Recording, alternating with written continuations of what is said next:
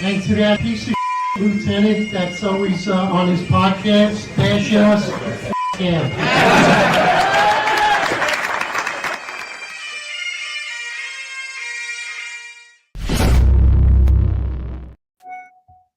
All right, roll call. Morning, everybody. New York's finest retired Unfiltered Podcast. We appreciate you for joining us this morning. Again, we just want to send our condolences to the Dym family. They had a great mass yesterday to honor the life of Eric Dym. St. James Church in Newark. We appreciate everybody that came out. Stephen Ash, Sherry Alba, amazing aunt, did a beautiful job arranging everything, putting everything together, really leading the charge. But it was a heartbreaking ceremony. I mean, total innocent life taken.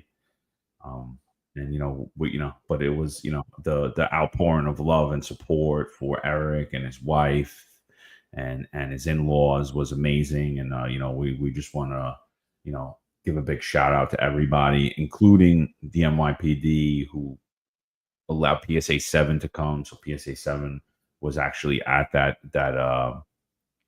ceremony in dress uniform as well. There were numerous members who obviously worked with Eric throughout the years who attended. So, shout out to the NYPD for being bigger people. Chief of Department's Office, John Shell, Deputy Chief Bruce Separano for allowing them to come. So, thank you guys. Yeah, I just want to same thing. Echo your feelings. My heart goes out to the Dym family. Eric, your wife and your daughter. I mean, I continue prayers for you guys. Unfortunately, I wasn't able to get up there. I really have to thank amazing aunt though. Like she had sent me pictures and videos, interview of the priest that was there, and it helped me because I felt like I was part of it, So, but please just remember Eric and his family, and your continued support for them as they continually grieve for this horrific event. So again, my heart to you, Eric, and your family. Yeah. It was a lot of teary eyes yesterday at the funeral. We had a great little get together late afterwards, and it's a shame that that it was such a great get together, but in such a tragic circumstance. But again, let's all keep our thoughts with the Dym family as they cope with this grief. And let's just all appreciate that the people in our lives, and the fact that every day you're able to see the sunset again. Life is very, very short, unfortunately. Yeah, absolutely. And we're gonna work to get a grief counselor to come on here. I don't know that if we do that show with Eric or not, but I think it would be a good show to just educate people on. I thought the St. James Church was amazing. Really hard though when someone loses someone to especially a young child, to talk about faith and to talk about God's plans and all that. It's an impossible thing, and I wouldn't ever do it to a grieving family. But the priest spoke on it, and the priest was amazing. He did half of the ceremony was in Portuguese because it's a large Portuguese Brazilian community in Newark, and that is Eric's wife's church. So he spoke about it, and he spoke about that Derek really didn't leave. He left physically, but he's still here. Parents still have an obligation to him. And the fact of how he faced his battle and how he faced the ultimate battle, he faced it righteously, he faced it bravely, and he faced it, the way that we should all attack life, honestly, So that's how I get through. I mean, I I can't even compare losing my parents to losing a child. It's just not comparable. I can't imagine what that is. But I know from how I get through, and then how speaking to other people who have lost people, children, spouses, parents, cousins, friends, you know, there is that thing that I truly believe that they're still here. I truly believe that, you know, later there will come a time where we'll be reunited. It keeps me strong, it keeps me focused, it keeps me on the right path, it keeps me really trying to be a better person every day. So you know, I very important. And you know, me and Marlon, we left our car in the church parking lot and we went out to the restaurant. And you know, the St. James Church in Newark, what an amazing faith-based community, man. We got back at about 10:30, I think, at night to the church, and we were totally blocked in. Mass went till 11 o'clock. They were praising God. They were singing. It was almost. It was the. I turned to Marlon and I said, "Wow, if I was young and single, I wouldn't be out going out to these clubs. I'd be in this church on a Thursday night, because the amount of young people that were there celebrating God.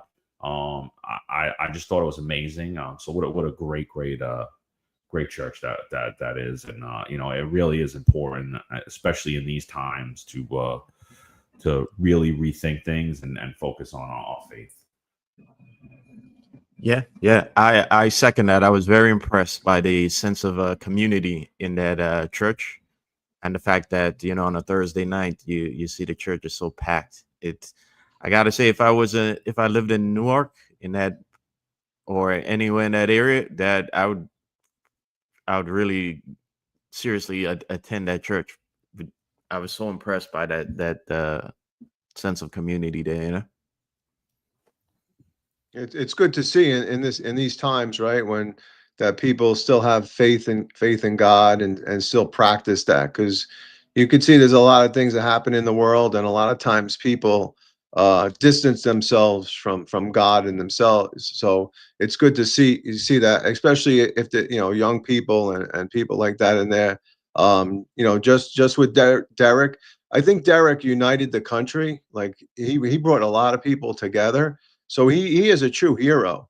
And you know, speaking to Eric, he said Derek never complained. Like Derek fought the fight the whole time with strength. Never complained about anything. Never said anything to his dad or his mom. I mean, it just shows that a young 8-year-old boy can teach us old people like myself, and I'll throw Ron in there too, and teach us how to be human, and how to have faith in God. So I mean, it really is a good thing to see that church was bringing people together, and even more so, like Derek brought everybody together. Yeah, it was, you know, all the stuff that Eric's been going through, and you know, some of the stuff we made public, you know, at his request. And you know, I got a lot of calls like every day, or texts, and people like, you know, I had a bad day this morning, I was running late to work, my kid peed the bed, whatever happened, you know, I had all this stuff going on. And you know, and then I read the post from the podcast, and I was like, wow, how terrible of a person I am for the way I'm thinking, you know, the amount of things that are happening to this young boy. And I'm like, I'm worried about being late for work. I'm worried. I'm mad that my son peed the bed. I'm mad that, you know, I got to do this or I got to do that. And like, so, you know, it really is, you know, it's a time to refocus on the gift of life. Definitely. So I totally agree with that. I think Derek really is a hero. And I think, you know, he's an innocent child. He lived righteously. He lived with love. He received love. He gave love. And he lived a hero. He died a hero. You know, I mean, you know, he really without sin, you know, so he, in my opinion, you know, when like nothing changes to me, you know, like I still believe that his spirit's here, maybe not in the physical, but in the physical, because the spirit of Derek carries a little bit in everybody whose life he touched, but especially in his sister, his mother, and his father, and his family, you know. So I you know, as much as I tell everybody all the time, I'm like, I lost my mother in 99. I lost my father in 2019, and I still, from 99 all the way to now, I don't feel like I've went a day without my mother's presence around. So it just evolves. The relationship of love changes. It evolves. So it's sad. We can never justify or understand why a wife that young is taken. But yeah, I mean, just shout out to Eric Dym, because he gave a unbelievable eulogy. I don't even know how he was able to do it, because I could barely sit in the pews. So yeah, shout out to them, man. So I think if you guys got anything else that you want to add before we get onto the topic of Tish James. Yeah, no. Yeah. It's again, guys, keep your thoughts with the Dym family, and yeah, so that's about it for me. Yeah, no, same thing, Marlon. I agree. Just, keep your thoughts and prayers. Now, based on what I've had experience, now's a harder time for Eric and his family. So as we go forward, just remember him and his family in your prayers. And now he really needs the support. So I mean, and we're here for him. So that's the whole podcast. His friends and listeners, everybody, we're here for him, and we're with you, Eric, and your family. Yeah, absolutely. All right. So all right, so Tish James, right? Who's Tish James? New York politician. Really, in my opinion, she was a radical politician. She was somebody. The first time I ever noticed her, she was at a school, and she was giving a presentation. She was in city council, and she was actually pushing that members of the NYPD shouldn't be in schools. Their uniforms incite violence. And I saw a couple of people posting this online and like saying, "Oh wow, look at this girl, she's amazing." And this is pre the defund the police movement. This is pre George Floyd. This is pre all that. And I'm like, what a radical statement that is, like to really push back on, at school safety. She was really attacking NYPD, but she was attacking the members of school safety. And I just, at that time, I just always, from that point on, I had always just looked at her as an activist. Never really looked at her as a politician. I always just, from that lens, I've encountered her in person. Seems like a nice person in person. But I can never forget that. I can never forget her activism against men and women in uniform. And I'll tell you, going to New York City public schools, I never had an issue with the NYPD being there. I never had an issue with the school safety. I thought they played more of a motherly, caring role, like the school crossing guards outside. My mother was a school crossing guard, even in high school, and I wasn't the best kid, and I wasn't the best student, but they looked out for me. They joked around me. They disciplined me when I needed to be disciplined. And so I was like, wow, what a way to like try to like misrepresent who the NYPD is, who school safety agents are, and what that uniform actually represents inside of schools when they're literally there to keep people safe. And again, we can't dismiss the fact that you're a New York City politician, and we've seen this phenomenon of school shootings happen over and over again. And you're looking to remove the first line of defense out of there. Like, Rob, what's your like overall thoughts about Leticia James? Like, even prior to all this entire scandal coming out, like, what are your thoughts? Like, any stories you think about? Anything sticks out in your head? Yeah, I just don't think she has any concept of really what goes on. I mean, I had there was a shooting in the 7-5, and the individual ran into the school, and now they right away it comes over like an active shooter or whatever. So I remember responding there, and the school safety agents had literally escorted all the kids. You know, they hunkered the kids down that needed to be hunkered down in their classrooms. Anybody that was in the hallway, they took out. I mean, in my opinion, they did an outstanding job. Like when we got there, we were actually able to find the individual hiding in the bathroom, but they totally locked that school down like they were supposed to. So for her to say that, to take that element out of the school is ridiculous. They provided safety and security. And like you said, they prevented crime too, because if you remember that some schools had metal detectors and things like that. So they were also there monitoring that. So as people came in, it was less likely that they would have a weapon on them and stuff. So I don't understand, why she would do that. And in my opinion, she's a person that lives in a glass house. And what's that saying? Don't throw stones if you live in a glass house. Like the things that she complains about is the things that she does. I mean, the whole concept of her, having that property and getting that with her father and everything else. It's all stuff that, she looked to go after Trump about and everything else. So it just seems to me as she thinks, in my opinion, she's above the law and she's supposed to represent the law.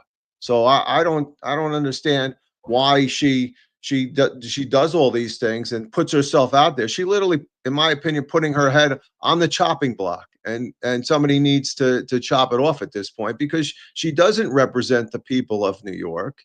She doesn't represent the law.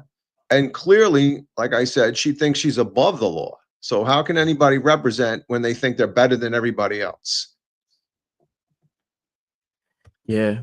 Yeah, I think Tish James has been one of those seminal figures in the last like maybe 10, 15 years in New York State, that's like been pushing, that's been at the forefront of pushing these social justice changes and these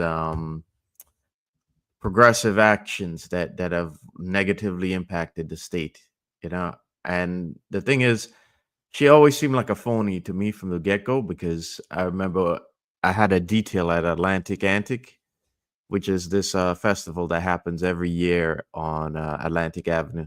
You have vendors well, basically a lot of vendors outside on Atlantic Avenue and a lot of food there. And we were standing at the detail, and she came around and she wanted she said hello to us and wanted to shake our hands, as though he hadn't been at the same time pushing all these measures that were harmful to us, and at the same time denigrating like police in the city. So to me, it's like, I sense she was a phony back then, and clearly from the allegations that she's facing right now, we clearly see that she is a phony, because again, a lot of what Sam Antar and Joel Gilbert have a lot of what they've uncovered shows that while she was claiming that Trump was committing mortgage related fraud, she was the one that was actually doing the fraud, or had been doing the fraud for decades. So to me, she's one of those seminal figures that has negatively affected the way things have gone in New York State. And I'm glad that all the fraud that she's been roped up in is now being surfaced, and it's becoming harder and harder for her to escape justice. Yeah, so this is that video that I was discussing. This is October 15, 2013. I said she was in counsel prior, but this is actually when she's a New York City public advocate. And I just want you to see, like, the reason I'm even showing this video is we're going to bring in a lot of videos of her talking. And I just want you to see her demeanor in these videos and her speech. And I think you nailed it, Marlon. I think she is a complete phony. Because I'll tell you, this isn't a real person. This isn't who Leticia James is. If you encounter her on the street, or you speak to her at an event, but when she's up in front of that microphone, she's a different person. And somebody in the chat had said, like, she's never really advocated for the people in New York City, and I'm gonna agree here. Listen, this is when she's the public advocate, the position that's now held by Jumaane Williams. First,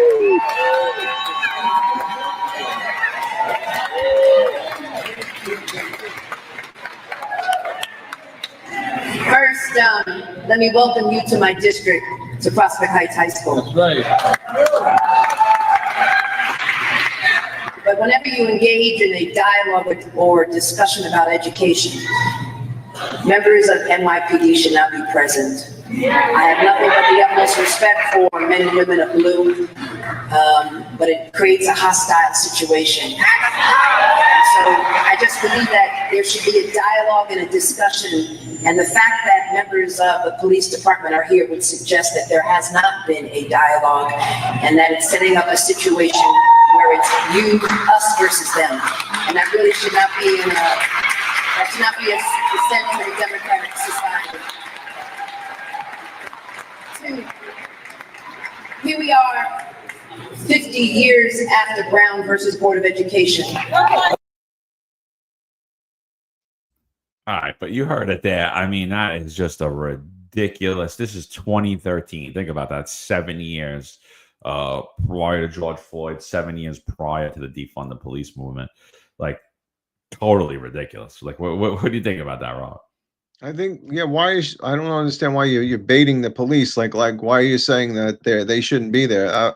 That just seems to me that you're placating to the people to say that you're anti-police, and it just doesn't give a good look.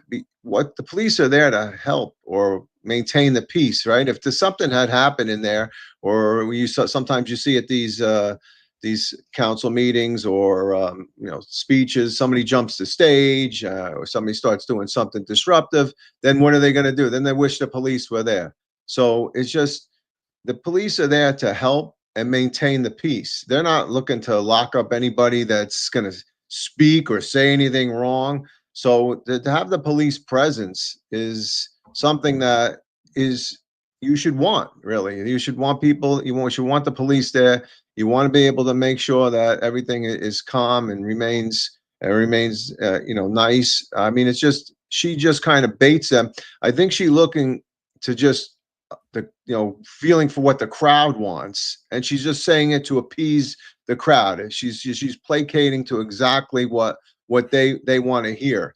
But I mean, when you think about it, it's how many years ago.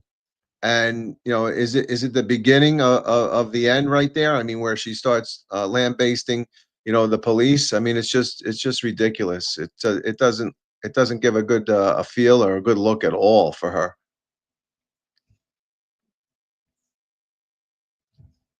Marlon?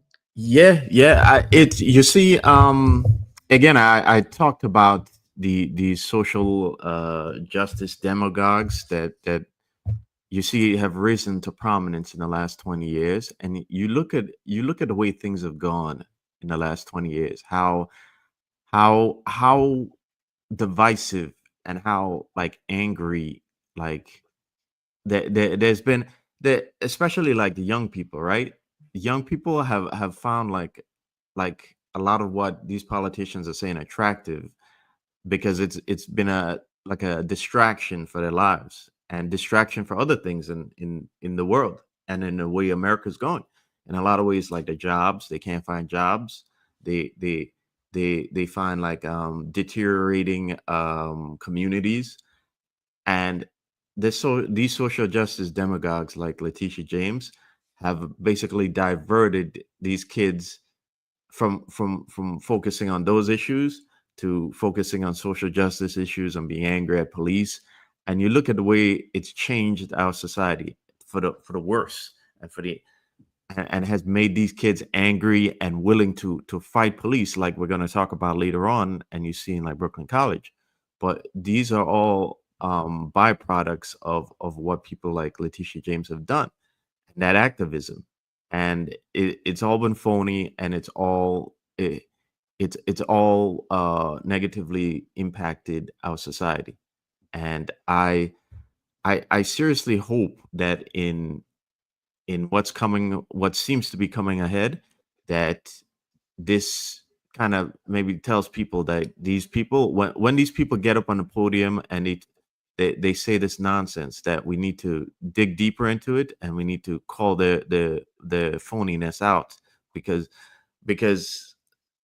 they, instead of, we need to call it out then and there, instead of finding out like 15, 20 years later how much of a lie all of it is, and how much of a lie their personas are.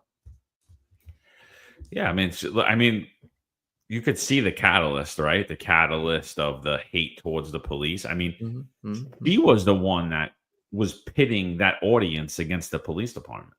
You know, it was like wild to see. And then she ran on a platform that she was going to arrest Trump. Bragg ran on that same platform that he was gonna arrest Trump. Real hate, in my opinion, came out of Leticia James, and she became solely obsessed with Donald Trump. And I personally believe he has a very strong case to say that he was politically attacked by both Bragg and James, because they both said that they were going to arrest him, but they had nothing to arrest him on. There was no crime committed. They investigate him until they found something. Right? I mean, that's Stalinistic. That's show me the man and I'll show you the crime. Right? She didn't even know, like, when she's talking about here, she's pushing back at when, Trump was like not being anti-immigrant, but trying to secure our borders in his first term. And this is Leticia James here. FYI, Scott String is in the corner. We're gonna have Scott on here soon. We just with everything been going on, I had to really cancel a lot of the political interviews that we were doing. We're gonna pick those back up. But I mean, I me personally, while he's sitting there, I believe he was the New York City controller at the time. I'm like, what? How are you standing here? Like, I would have either walked off or I would have said something. But this is Leticia James. I believe this is around 2020. I forget the exact month, but it might have been 2019. But listen to what she says here. To stand up to an administration which is too male, too pale, and too stale.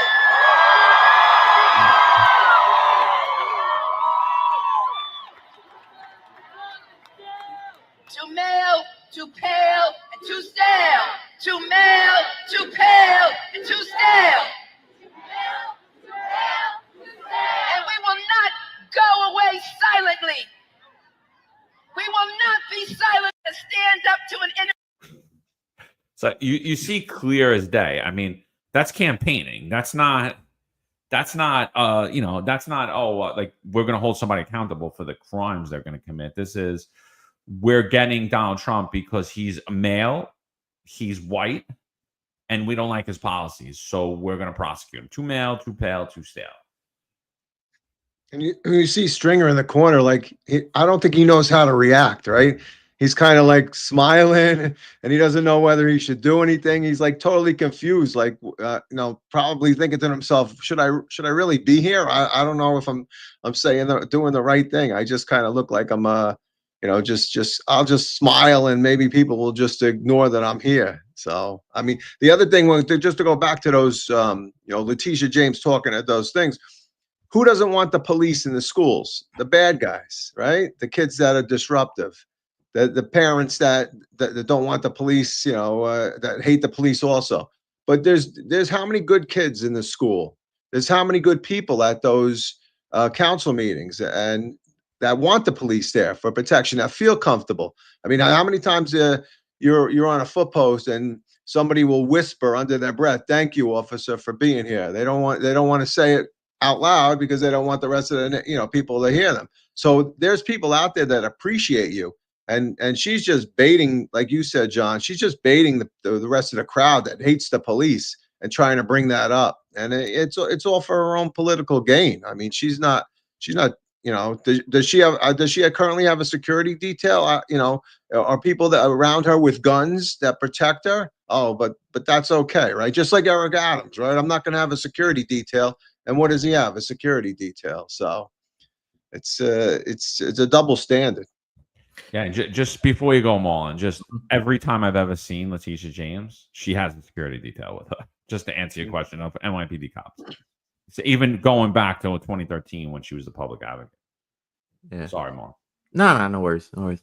You know what? What I was gonna say is what I find ironic is that Leticia James is part of that wing that the Democrats kind of have a problem with now. You know, that he can't control. You know, she's helped grow that progressive socialist wing of the angry socialist young wing of the Democrat Party, and that same wing is what's giving the Democrat Party a lot of problems right now, because like you see Zohan is kind of leading the race in the Democrat Party, and those people who grew up on the message that people like Leticia James preached are who are they voting for? They're going to vote for Zohan, you know. And Zohan is ideally not who the Democrats want there. You know, they want more of a guy who's like a centrist kind of corporatist, not the elite money behind the Democrat Party. What they really want is a guy who's a centrist corporatist like Adams or Cuomo. And now they have a problem. That same wing that's been created by people like James is now kind of pushing back against them and kind of leading the races. So to me, I find it very like ironic that you know, has she benefited the Democrat Party at all? Really, if you think about it, I don't think so. You know, because now you have that split going forward that you're gonna have to deal with, and they're gonna have to find some way to kind of roll back this radicalism back into centrism, into the center, in order to have a future for that party. So Didn't Zohan say he was going to lock up Benjamin Netanyahu if he becomes the mayor? I mean, so what are we locking him up for? I mean, they don't enforce, right? They don't enforce federal crimes, right? Immigration things, because it's all. But they're gonna like, he threatened to lock somebody up, and that's another. Is that another lawfare where, like you said, John, earlier, you show me the man, I'll show you the crime? I mean, they're going to make something up. I mean, it's just insanity that he would even say that. Well, yeah, I think it's complete insanity. And you know, Zoran said he's going to come back on here, and honestly, that's what we're going to ask you, brother. So if you want to come on, you know, we'll more than welcome have you. But that's definitely what we're going to go to, because I think it's just such a misguided statement. So even if and again, I'm not getting into an overseas conflict. I don't understand it. But even if you want to say that Netanyahu committed overseas crimes, like war crimes, that you have zero jurisdiction to enforce that law in New York City. You have zero jurisdiction for a district attorney to prosecute that case. What evidence are you basing it upon? How are you gathering your evidence? And what enforcement body are you going to do it? Because as we know, you know, there are hand-shoe laws, right, in New York, and the police cannot enforce that at all. And it didn't even happen in their jurisdiction at all. This is an overseas conflict with overseas victims. It was just so misguided. And to think that a mayoral candidate who sits there and says, well, you know, I'm going to support everybody. I'm going to support the Jewish community. I'm going to support the Palestinian community. I'm going to support Christians. I'm going to support Jews. I'm going to support Muslims. And then make an inflammatory, one-sided statement like that to that you're gonna solve a world conflict as the New York City mayor. You know, it's so misguided, and it's further off base than even Eric Adams. You know, it's like it's crazy. I was like, when I heard that, I was like, wow. So yeah, but just to get back on to Tish James. So a few months back, I was speaking with Sam Antar, and he's like, wow, I really. You know, and for those of you guys that don't follow Sam Antar or haven't been, I highly suggest you follow Sam Antar. Sam Antar, former Crazy Eddie CFO, convicted felon. He wears it proudly. You know, he defrauded the federal government. He came up with the scheme called the Panama Pump. He invented it. It was his invention. They talk about it in the movie The Accountant. They credit to his cousin, but it was actually Sam. He's in the book Retail Gangster. And check out Retail Gangster, great book. So, I mean, for those of you like myself that grew up in Brooklyn, you're very familiar with Crazy Eddie. You're very familiar with the commercials. had a great marketing team, and they just like till today I could recite the crazy Eddie lines. I haven't heard this since the 80s. So they defrauded the federal government. They ran the scheme. They ran not only a scheme of defrauding the government, but also how to manipulate stock. And again, that was the Panama pump. So what Sam Antar did upon getting caught is he started to teach the federal government, FBI, local law enforcement, state enforcement. He trained people on how to identify fraud, how to catch fraud, how to gather evidence around fraud. And he did that the majority of his life after being arrested. So he is a fraud expert. Not only because he knows how to commit fraud, but he knows how to catch fraudsters. So what Sam Antar has been doing for about 2 years is, one, he's been looking at the NYPD numbers, right? The crime numbers, and he shows you how heavily manipulated, how misrepresented the numbers are. I don't want to say manipulated. They are manipulated in there other ways, but what Sam does is he goes through his blog, White Collar Fraud, and he shows you how New York City and how the NYPD misrepresent their own numbers. You have a group of numbers, and the things they tell you make it sound great, but they're leaving out key facts that paint a totally different picture than what the mayor and the NYPD leaders are telling you. So that's what Sam's been doing. On top of that, he's been looking at politicians. Sam's a registered Democrat. He makes no bones about it. I mean, go back to the interview that myself and Eric did with him over a year ago. He literally says, I don't like Trump. I don't like him. I'm not a Trump guy. I'm not a Republican. I'm a Democrat. So what he's been doing is he looks at politicians and he holds them accountable like a civilian auditor. He goes through all of their campaign records, which is public information, and he points out all the inconsistencies, and he posts it on his X. And on top of that, he looks at anything that's public info about their personal finances. Again, with great power comes great responsibility. Same way members of the NYPD are held to a higher standard than the average citizen, I believe that elected officials should be held to an even higher standard. They're the ones that set the policy. They set the law. They dictate what the NYPD is going to do and how they're going to do it. So if we're going to hold by standards, that's the standard we should hold by. So calls me a few months back. He's like, listen, I got something really big. He goes, I have Leticia James on mortgage fraud. Walks me through the whole thing. Basically, what he had at the time was that Leticia James had bought a property in Virginia and stated it was her primary residence. Now, just think about how fundamentally flawed just that one aspect is. She's the New York State Attorney General, meaning you have to live in New York City, right? You work for New York City. Like even the mayor we have that's from Fort Lee, New Jersey, he claims to be from New York City. He doesn't list, well, we don't know that yet. But let's keep that out of the mix for now. Let's keep Eric Adams out because maybe your Fort Lee, Jersey property. Let's see. But let's leave that alone for now. Let's keep it on Leticia James. So Leticia James, she lists a residence that she buys in Virginia as a primary residence. No one's ever seen her there. Obviously, even if people seen her there and she's flying out there on the weekends, it can't be your primary residence. It's one or the other. You either have to resign your position, so you're not a New York State resident, or you're a Virginia resident. Like just based upon that, like, Rob, you're a deputy chief. You served over 30 years in the NYPD. What would happen if an allegation similar was presented to a member of the NYPD? This guy has his primary residence listed in Virginia, but he's a member of the NYPD.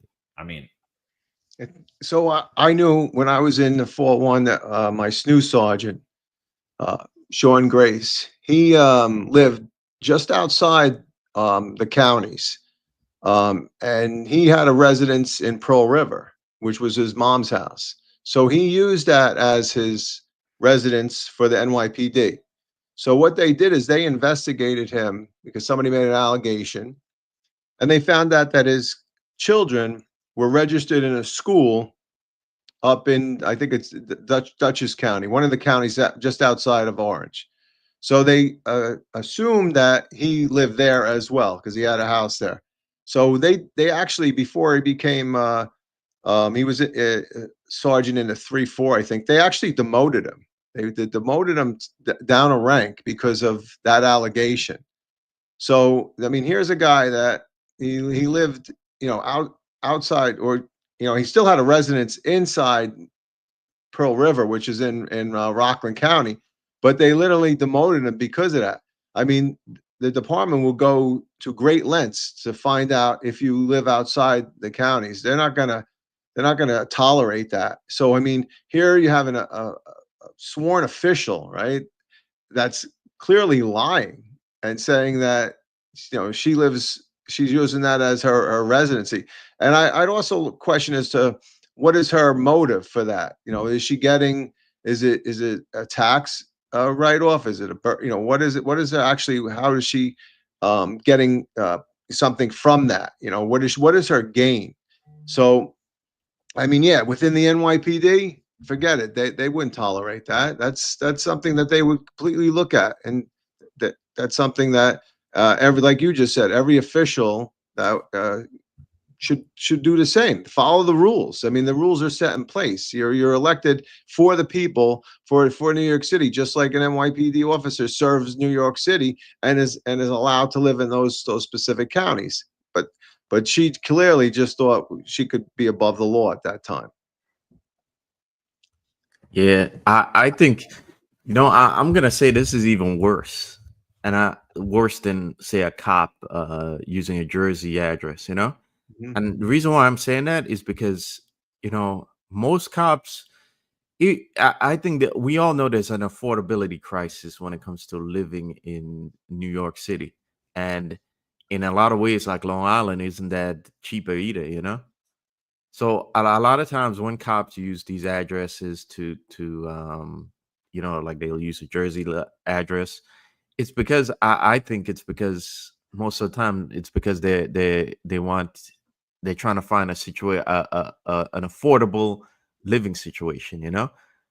In this case, we have somebody who's been a politician for decades, right?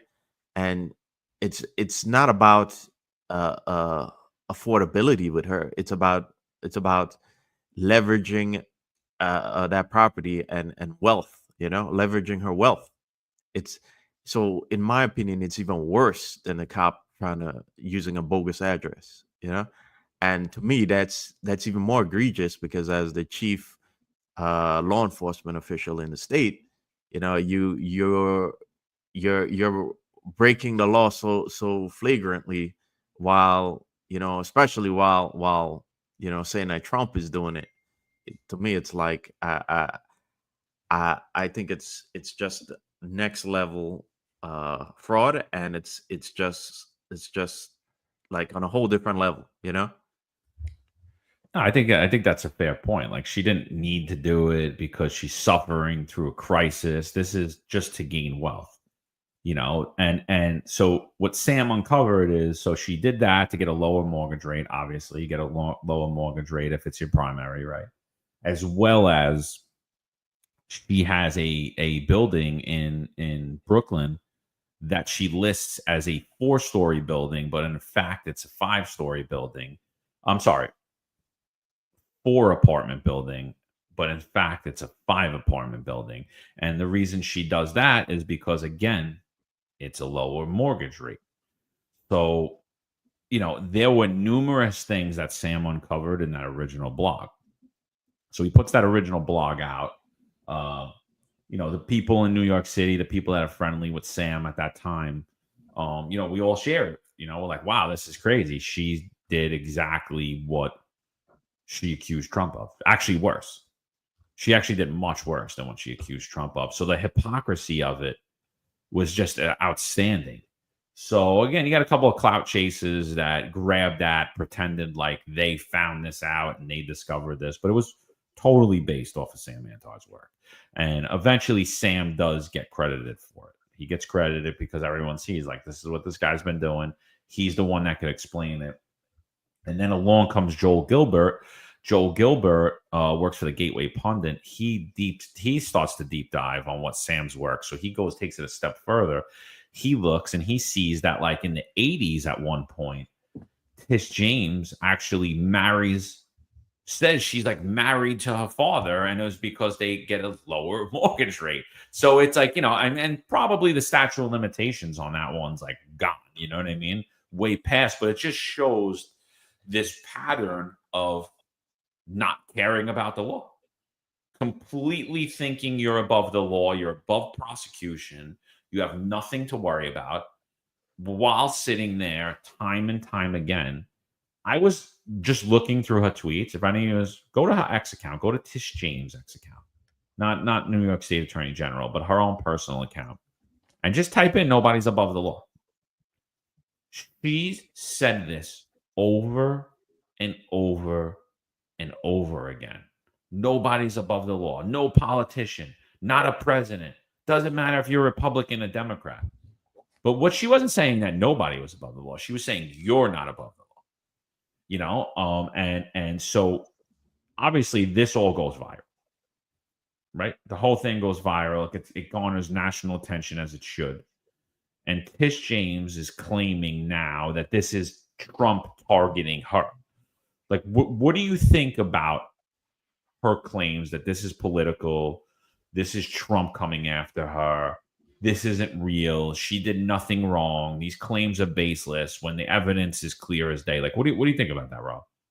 So how can you, if you committed a crime, right, and there's evidence, and Sam gets it all, right, and presents the fact, how is that somebody going after you politically for that? No, there's facts there. Okay, so there's documentation, whether her alleged marriage with her father, getting the lower rate, the property in Brooklyn where there's 5 bedrooms as opposed to 4. That's all documented. So it's not anybody going after anything. What's going after somebody is when you say you claim against Trump where he inflated his property in Mar-a-Lago when everybody else in the surrounding areas has the same property value, and then couple that with some sort of election interference law and drum this whole thing up. That's lawfare. But when you look at the facts of that case, that all has the evidence to prove that yes, in fact, she did these things. So it's not politically motivated. It's been uncovered. And here's the thing. Sam did that, right? Sam did diligent work, went through everything and found all this. It's not like the DOJ, the current DOJ, went and looked for this. This was brought to light by Sam. So how do you say they're going after her politically? No. What happens now is they're looking at the facts of the case, what's presented, and they're going to investigate that now. So no, she's totally off the cuff. She's just looking to say that to try to just push it in a different direction. Say, oh, they're picking on me because of what I did to Trump and everything else, which is not true. Not true at all. Yeah, I find it very interesting that's the angle that she's taking for this. And the reason why I'm saying this is because I did a search with Gronk a couple of days ago about this, and I found it interesting that Gronk actually said that in the notes for the search that the timing of the referral and the involvement of pro-Trump groups, they call it. I mean, never mind that Sam Antar is a Democrat, and the evidence was first put up by Sam Antar, and it's clearly available on X, Twitter. And yet Gronk pulls up, it says that the involvement of pro-Trump groups suggests a coordinated political effort to discredit her. And to me, it's like I see a narrative being built here by not just her, but it seems like this might be like other politicians are getting ready to use the same excuse for their corruption as well. and that excuse is that it's all politically, it's a scheme by rival politicians to discredit them. And what gets me even more interested in this is I'm not really going to talk about this too much here, but it's something to keep an eye out on. I think there's a narrative being built here to further squash free speech on the internet, because I think it's becoming a problem for them that here you have a regular guys like Sam Antar and Joe Gilbert they have all the tools available to them to find the fraud in tied to these politicians, and then can just put up their information on the internet and on social media and build momentum for the DOJ to actually be forced to take action against these politicians. So I think there's a movement being built here right now to come down on freedom of speech on the internet. And maybe in the coming week or so, I'll bring up why I think that is. But I think Leticia James' angle here is also being used by those same forces that want to squash freedom of speech. I mean, in my opinion, the Trump prosecution and the Trump organization lawsuits, those were political, in my opinion. Like I said, it was show me the man and I'll show you the crime. They were investigated until they found things. But I think Donald Trump now created a precedent. So you see Andrew Cuomo, he's claiming anything against him is political, right? Eric Adams was claiming that the crimes that he committed, it was political.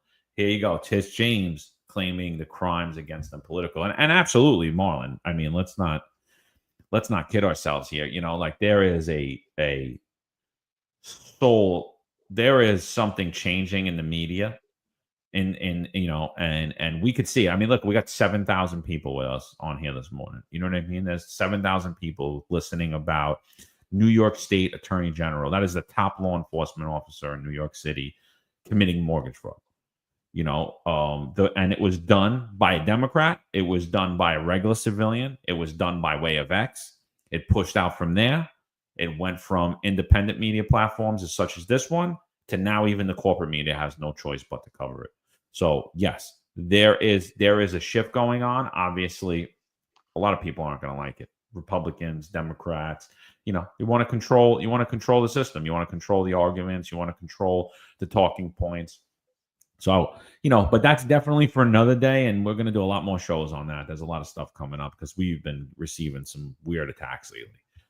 So we're going to have those people on. We're going to get down to the bottom of exactly the things they're saying about this platform. And we'll get into that at a later date. But Rob, your point is, it can't be understated, like your point. Like, this was not the DOJ investigating Leticia James. This was a Democrat, a civilian auditor who's been doing this for years on X, and he uncovered crimes and he reported it. And now, they have a responsibility to investigate, and that's what they did. They started to investigate. And when they started to investigate,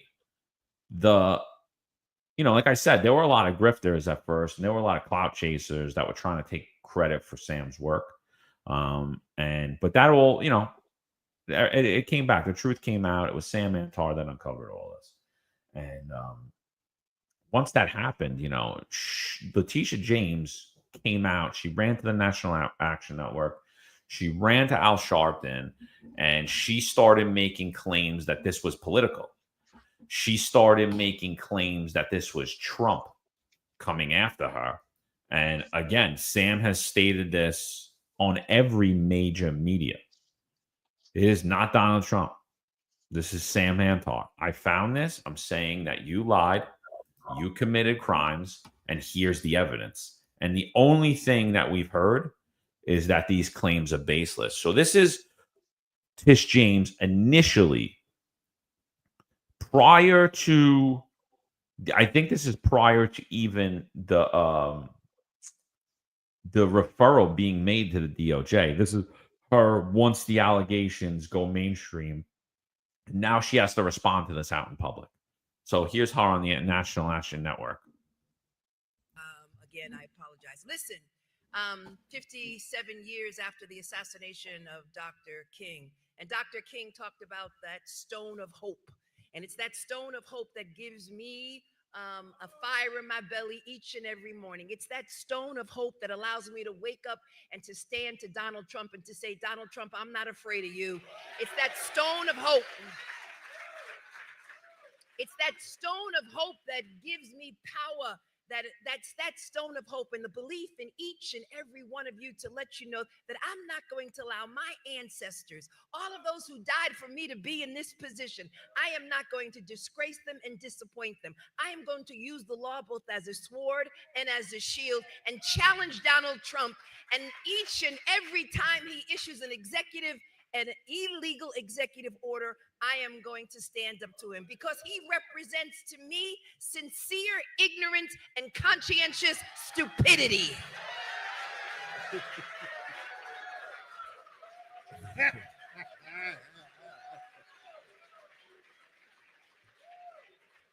Sincere ignorance and conscientious stupidity.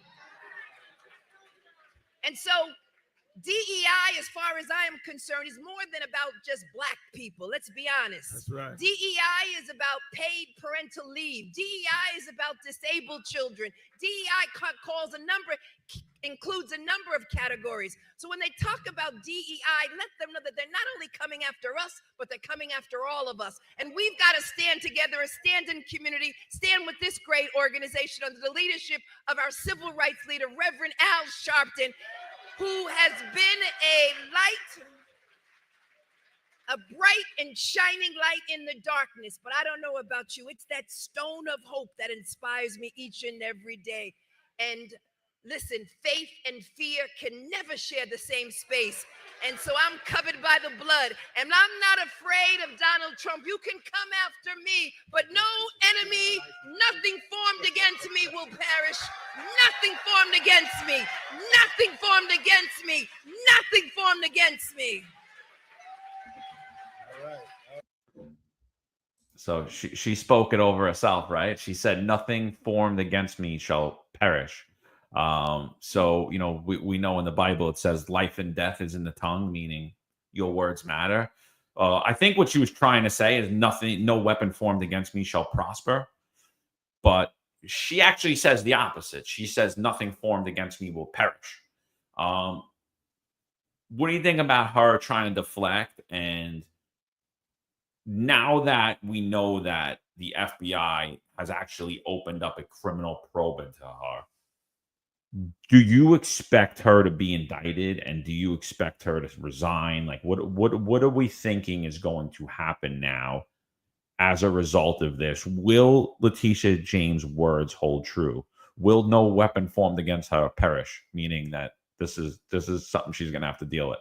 What do you think? What are your thoughts? Like, what are you estimating here is going to happen? I don't think she's going to resign. I think her ego is way too big. There's no way she's going to go. She's going to continue to fight and continue to blame everybody else for her actions. You know, that, it was all Trump. It was all this. It was all warfare. It's nothing. She will not give up to the end. You know, she's just right there. She's playing the crowd. Like, she has everybody there, and she's pulling the curtain over what she's done, and she's just trying to get everybody to support her and say, you know, she's being picked on. I guarantee if she was in front of another crowd or whatever, people would have issues with what she's saying. She's not being honest. I mean, the facts of the case, like I said before, are there, and they will be presented, and she's not going to be able to hide from them. But I seriously doubt that she would ever resign because her ego. I think she had, not that she has anymore, but she had bigger political aspirations because she was always on the bully pulpit and she was always talking, and I could see her running, would have seen her running against Trump at a certain point, you know, in the upcoming elections. But right now, I think she's behind the 8 ball, but she's going to continue to fight because she's not one person that would admit her mistakes and take it, like she should. She's gonna push back because I think she thinks she's gonna win in some aspect, somehow, somewhere. She thinks she's gonna be vindicated, and thank God Sam had found all the facts, and I doubt that she will be. Yeah, like it's funny that all racial demagogues, when they're backed up into a corner, they revert to the usual, the usual victimhood, and this is racism, and they're not just attacking me, they're attacking you, and it's all the same playbook time and time again, and again, the people the figures like Leticia James, who've been at the forefront of social justice for the last 10-20 years, they all do the same thing when confronted with their fraud now. Look a couple of weeks ago, Eric Adams, and his Negroes comment, you know, where he was backed into a corner, and then all of a sudden, they get on that preacher stump, and they start preaching like a Southern Baptist preacher, and claiming that they're a victim of some sort of a racial attack. It's the same nonsense over and over again, and I feel it's not working this time, and there's too much pressure here for her to try and escape this. And I honestly wish, John, that I had my bowl of popcorn prop right now, because this is one of those times where I need it, because it's going to be interesting to see what Pam Bondi does, because there's no getting. I can't see how she's going to get away from not taking action on this one. They've avoided again, those files relating to a certain unscrupulous individual who lived on an island, and he was engaged in a honeypot operations. They've avoided releasing his files. They've Eric Adams has escaped justice, but I think there's too much pressure here for them to say, for them to let Leticia scurry away from facing the consequences of what she's been doing. So I wish I had my popcorn right now, because it's going to be interesting to see what happens. I mean, I'm always skeptical. I haven't seen any politician really held accountable for their crimes, other than politicians that are on the outs with their party. So it's almost like your party has to offer you up for the sacrifice. I'm not sure that that's happened here with Leticia James yet. It possibly has. I don't know. The fact that she continuously is running to the National Action Network. Somebody on here asked where that video was from, when it was from. That was when the initial allegations initially dropped. That was about a month ago, maybe a little bit more. And then from that time, there were criminal charges referred to the DOJ, right? Remember the post headline, "A Tish served cold," so that was the front cover of the paper. So that was right around that time when all this media had broke and it started to garner national attention. And then now we know that the FBI has actually opened up a criminal probe into her.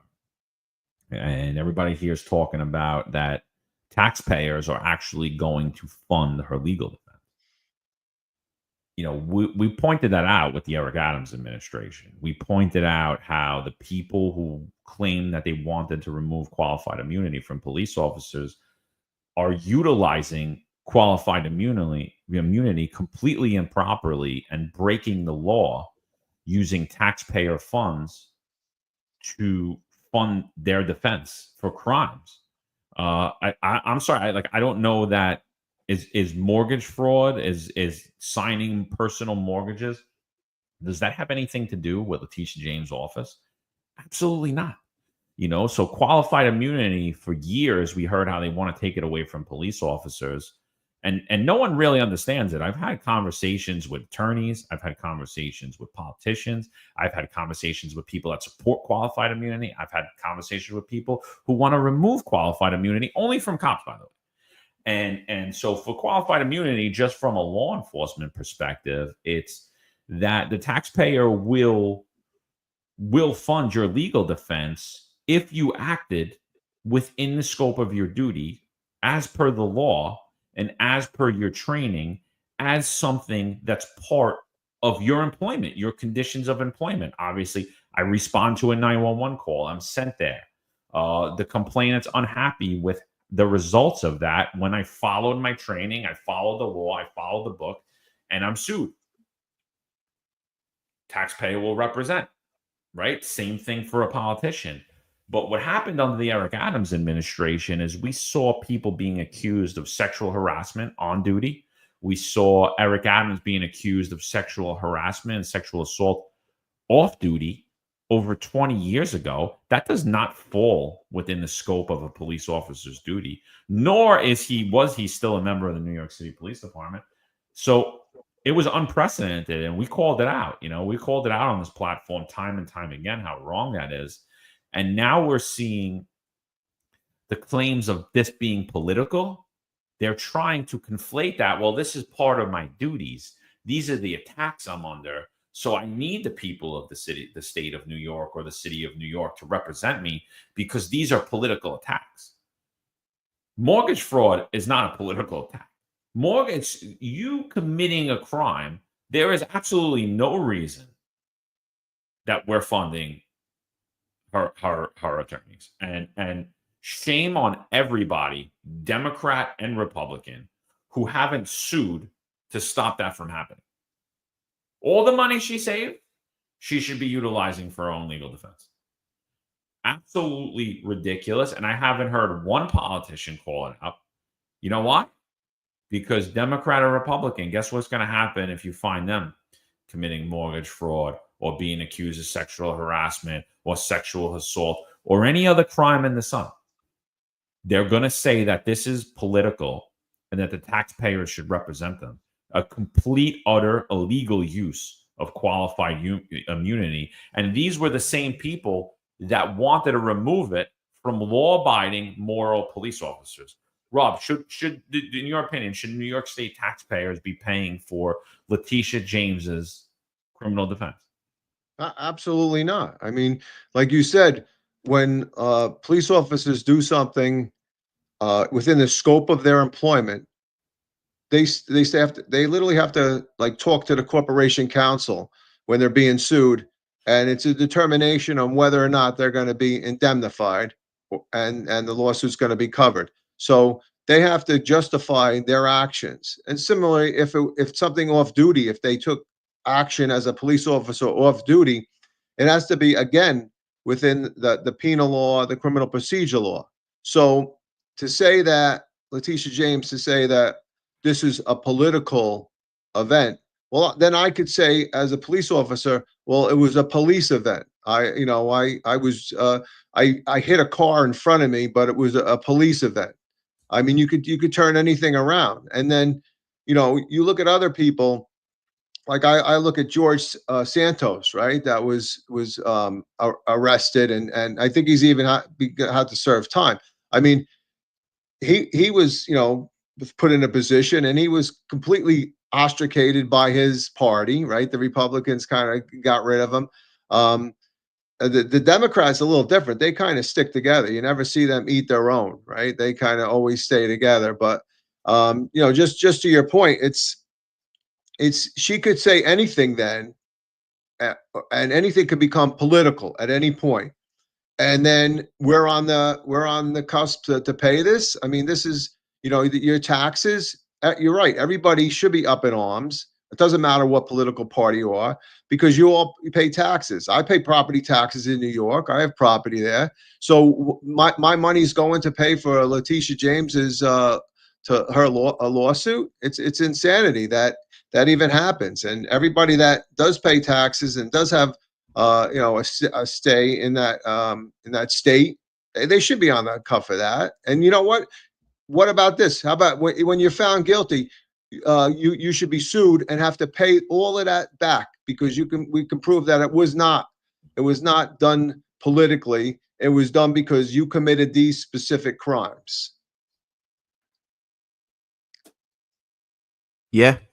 The idea that that the Democrats have that $10 million cutout in the state budget now for just devoted to protecting politicians like Leticia James is pretty absurd, because it's pretty absurd, not just in the fact that like the fiscal situation of the state is like unsteady right now.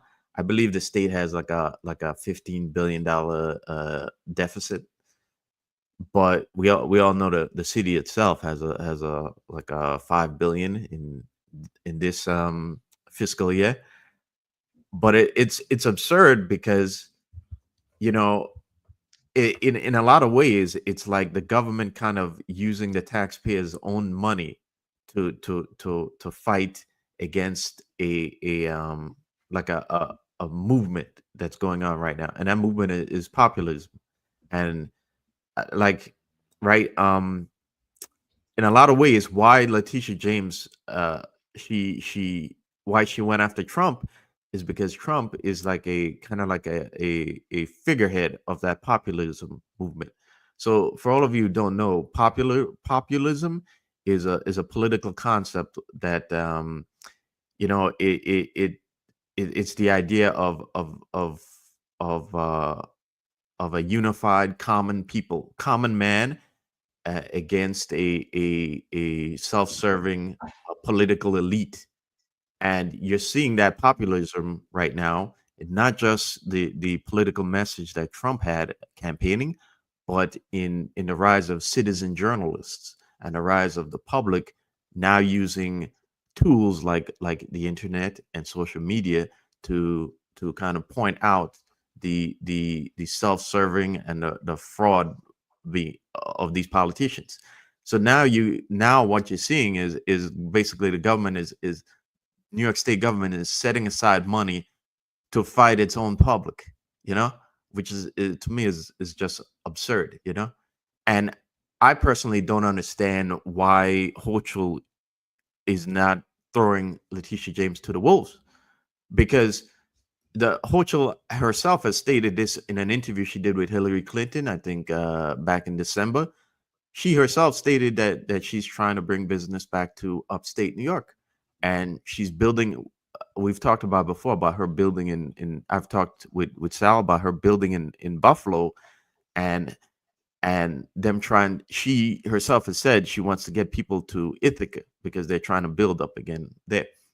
So when you're backing politicians like Leticia James, you're going against her whole agenda of trying to build and encourage businesses back to New York, because she's continuing that fraud, and you can't have it both ways. You either have fraud or you're going to have a legitimate atmosphere where businesses could feel that there's rule of law and there's not corrupt politicians that's going to try to go at them. You can't have it both ways. So I can't understand why Hochul is even playing ball with these people instead of throwing them to the wolves and showing them that she's in charge and that she has an agenda to accomplish. Well, I could totally see why Hochul's not doing it. I think, when you look at these politicians, how many referrals do you think, how many allegations do you think Kathy Hochul for corruption has against her that were referred to the New York State Attorney General's office that went absolutely nowhere, that could be weaponized now to go after Kathy Hochul and could ensure that she's not the governor in the next election? And I think that Tish James could dangle that carrot right over her head. And I think that's why we see a lot of times politicians are acting with impunity. You see Republicans covering for Democrats. You see Democrats covering for Republicans, right? Like I said, when you're outside of that crowd, you're the George Santos, you're the Michael Grimm, you're the when nobody likes you, you're not playing ball with these people. you got a big problem. You're going to jail. You're going to jail for things you're going to jail for something this big. They're not going to jail for things that are tremendous. They can't even fit on this topic. So I could see why Hochul's not distancing herself from him. I personally, I'll be honest with you guys, just seeing how the DOJ acted with Eric Adams' situation, I really don't have much faith that Leticia James will be held accountable. I don't. Even if she resigns, even if she steps down, I think, how many charades have we seen? How much political theater have we seen in this last decade where politicians are totally held unaccountable? And you get idiots like Santos. He's getting 8 years in prison for nonsense. You get a guy like Michael Grimm. They said he owed like $3,000 in back taxes that he should have paid. He didn't claim like $3,000. Sent the guy to jail. I'm like, wait, what? Even when I heard that, I didn't like him. I wasn't a big fan of him when he was a congressman. I thought I didn't like him at all. I interacted with him personally, and I was like, I don't like this guy at all, even though I voted for him. Like, I'm never voting for this guy again. But when I watched that, I was like, wow, that is something to see right there. So I don't know, man. I don't know that Tish James goes. Who said it here? I believe it was we got so many comments. I'm sorry, but I think it was Life After the Job. He basically said like what Tish James is doing is she's campaigning to the public. She's campaigning to the media right now, utilizing the race card, weaponizing like this is an attack on democracy. This is an attack on me as a Democrat. This is an attack on me standing up for you. And 100%. And I think honestly, the court of public opinion weighs more today. It does. And so I don't have huge faith in it. So here, Leticia James, like the fire's still on. She's still got to turn it up. She now runs to the National Action Network again. And here's her most recent appearance, which was very recently. Here's her. And you want me to sit in my seat and stand idly by and allow this craziness to happen? You can come after me if you want, but you elected me to stand up. You elected me to use the law. You elected me to go to court. You elected me to continue to challenge this administration. You elected me to stand up for the least of God's children. You elected me to continue fighting on. And I will fight on. And you want me to sit in my seat and I love that they always go to church. Eric Adams did the same thing. He was going to the, it was everyone coming against him. This was him protecting God's children. But yet we have God's children whom he harmed on this chat right here on this platform. So I don't know. I can't stand watching that. I really can't. I love the sign language. The girl doing the sign language, she's trying to keep up with the speed of Leticia James screaming and yelling at that podium. But when you think about Kathy Hochul, right? She did the same with Adams, right? She went down to New York City, met with him. She could have removed him when there was thoughts of what he was doing, that he was involved with that, but she didn't. So she's not going to remove Leticia James or do anything there because she's concerned for her own political election. She doesn't want to lose the black vote. And I think that's why Leticia James goes to the National Action Network, because it has that, that has Reverend Al there. It has that following.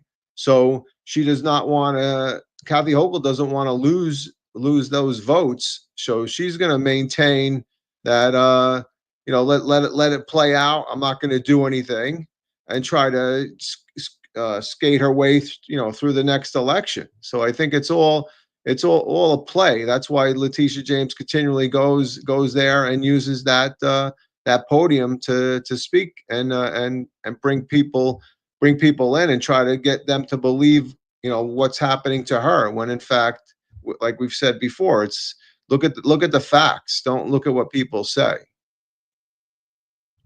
Yeah. It's old, tired Democrat politics, political tricks. Like, how much relevance does Al Sharpton really have anymore? I don't understand why these politicians go to Sharpton. because that socialist wing of the Democrat Party, are they actually listening to Al Sharpton, or are they listening to people like AOC? You know, so I these old tricks, I at some point they stop working, and I think we're nearing very close to that point. And again, I've said what I think is actually going to happen is I think she's probably just going to resign and go away quietly. But I don't think I can't see her getting away from what's happening now. There's just too much momentum and there's just too much pressure. And even if she gets away, I can't see how somebody else isn't, in particular, and unfortunately, somebody else in that young socialist wing of the Democrat Party is not going to challenge her in the next election, in the next primary, and not going to use these allegations to go after her. No, yeah, I don't know. I don't know, man. But watching Eric Adams survive that whole situation, anything's possible, man. I just don't trust anything. He has Eric Adams endorsement from her 2/13/2022. Proud to earn Eric Adams from New York City endorsement today for my campaign for Attorney General. New Yorkers know they can count on me to fight for them when faced with powerful obstacles, and I'm looking forward to working with our mayor to continue to deliver for New Yorkers. So right there, Eric Adams gave his blessing. Another mayoral candidate, Myri Zellnor. He's a state senator.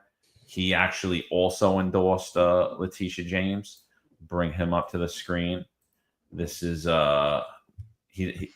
here's another candidate. Let's hear what he's got to say about Leticia. Senator Zellnor Myri, and I could not be more proud to endorse our Attorney General, the people's lawyer, the barrister from Brooklyn, Leticia James, for Attorney General.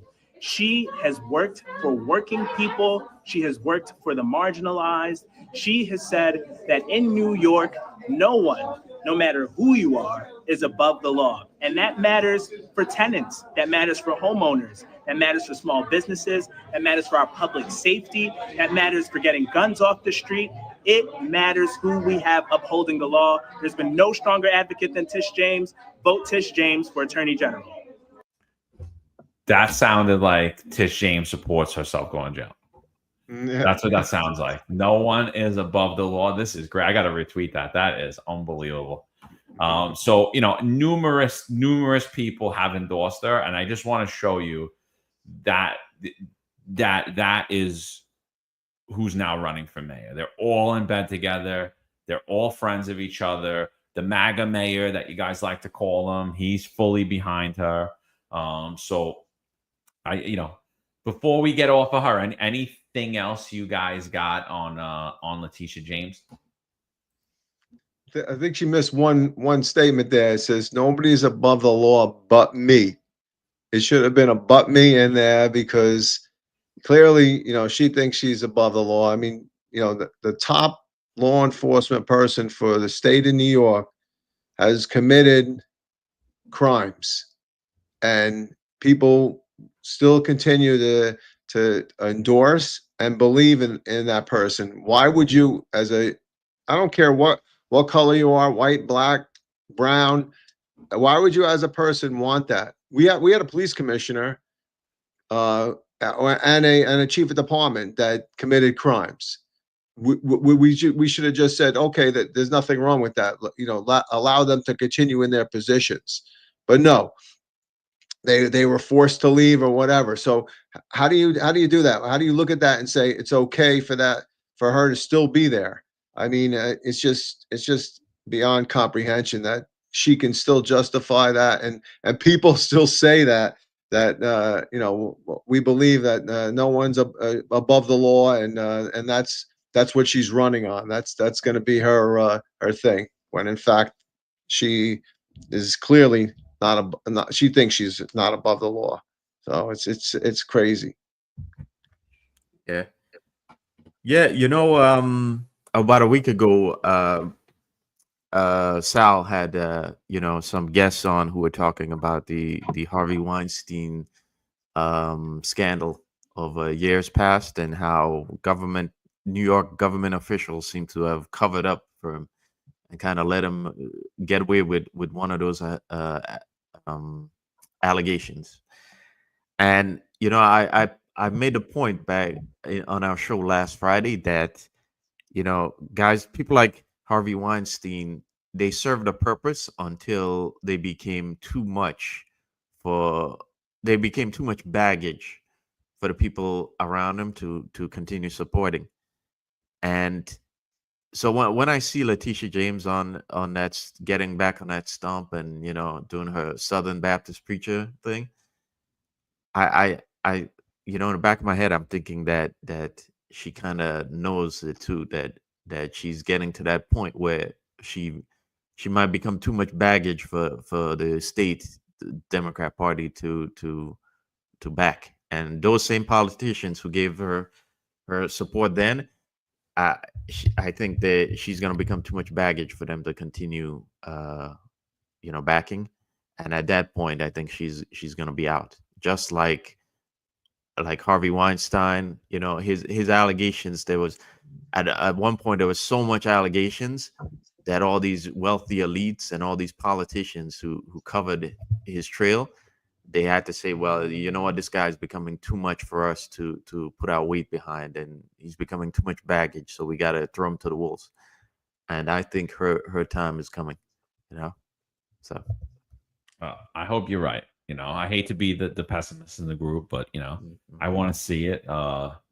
Just a little preview of things to come. So we'll see. Will Leticia James be held accountable? What will the DOJ? How quickly will they move? How quickly will the FBI move in their investigation? Will she be indicted? All those things remain to be seen. But for right now, there is a criminal investigation into Leticia James committing mortgage fraud. The person who discovered this, Democrat, proud convicted felon who reformed his life and used the skills he obtained being a criminal to then help the federal government to catch fraudsters like himself, expert fraud and analyst Sam Antar, and who we like to call the people's controller. As much as they say that Zelnor like to say that Leticia was the people's attorney, well, it was the people's controller that showed that she truly doesn't believe that no one's above the law. She just believes that you're not above the law. So just a little teaser here. I kind of alluded to it earlier. This is a post from Sam Antar last night. He says, relax, New York City Mayor Eric Adams. You're next. But don't worry. The same political elites who shielded Leticia James will try to cover for you too. Just know this. Donald Trump can't save you from what's coming. I don't work for him. I work with the facts. So, and then he writes hashtag Eric Adams, hashtag Leticia James, hashtag New York corruption, hashtag accountability is coming. New York's political elite shielding each other. So shout out to Sam Antar. We look forward to that. Obviously, when those things drop, we'll have Sam back on the platform. He'll be on New York's Finest Retired Unfiltered Podcast. He'll be on the Sal Greco Show, and we'll bring you up to date what's going on with this investigation.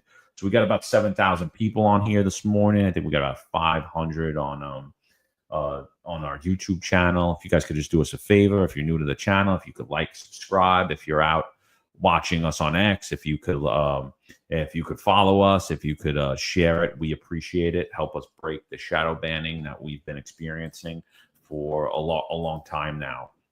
I think next topic we're going to get into is DOJ actually reached a settlement with the family of Ashley Babbitt for $30 million. Ashley Babbitt, a military veteran, was killed on January 6th while inside of the Capitol. She was shot by Capitol Police Officer Lieutenant Byrd. I think we all witnessed that. I've spoken on it several times. We did some episodes about it. I've been on some other podcasts about it. I've been on some major mainstream about it as well. And when, I witnessed that, I was like, bad shoot. Bad shoot. His life was not in immediate danger, nor was anybody around her in immediate danger. And the reason I said that is because this is on the heels of the 2020 riots. This is on the heels of the Black Lives Matter riots. This is on the heels of all this. And I said, could you imagine if there was a crowd of protesters like there were every night, thousands of protesters going crazy, breaking things, looting, trespassing, all of this stuff. Could you imagine if people are acting aggressively towards me, but far distance from me, not attacking anybody, not assaulting anybody, breaking things? And I shot one of those protesters. You know what would happen? I would have been in jail. I would have lost my job immediately. I would have been immediately arrested. I would have been all over the papers. I would have been demonized. But Lieutenant Byrd was made out to be a hero for a bad shoot, in my opinion. Before we even get into any of this, like the Chief, like, what'd you think when you first saw that video of Ashley Babbitt? Did you think that was a good shoot? Like, what were your thoughts around it? No, I completely thought it was a bad shooting. I mean, you have an unarmed person basically maybe committing criminal trespass. I mean, they weren't supposed to be in the building, allegedly, even though I had heard that she was let in like a lot of other people. She passed other law enforcement there. I believe she even offered one of them, or one of them offered her a water bottle as she walked to go in. There was an exchange of words to be safe. So there was no, I don't believe there was any necessary for deadly physical force where she was at that point. From my understanding, that she also even asked the law enforcement to come up and stop those individuals from breaking the glass. Originally, they had thought that she was breaking the glass, but in fact, it was later shown that she was asking them to stop. From the video I saw, there was law enforcement in the front, and they eventually moved out of the way, like they were stopping them from even entering in those doors, and they moved away, and people continued to break the glass.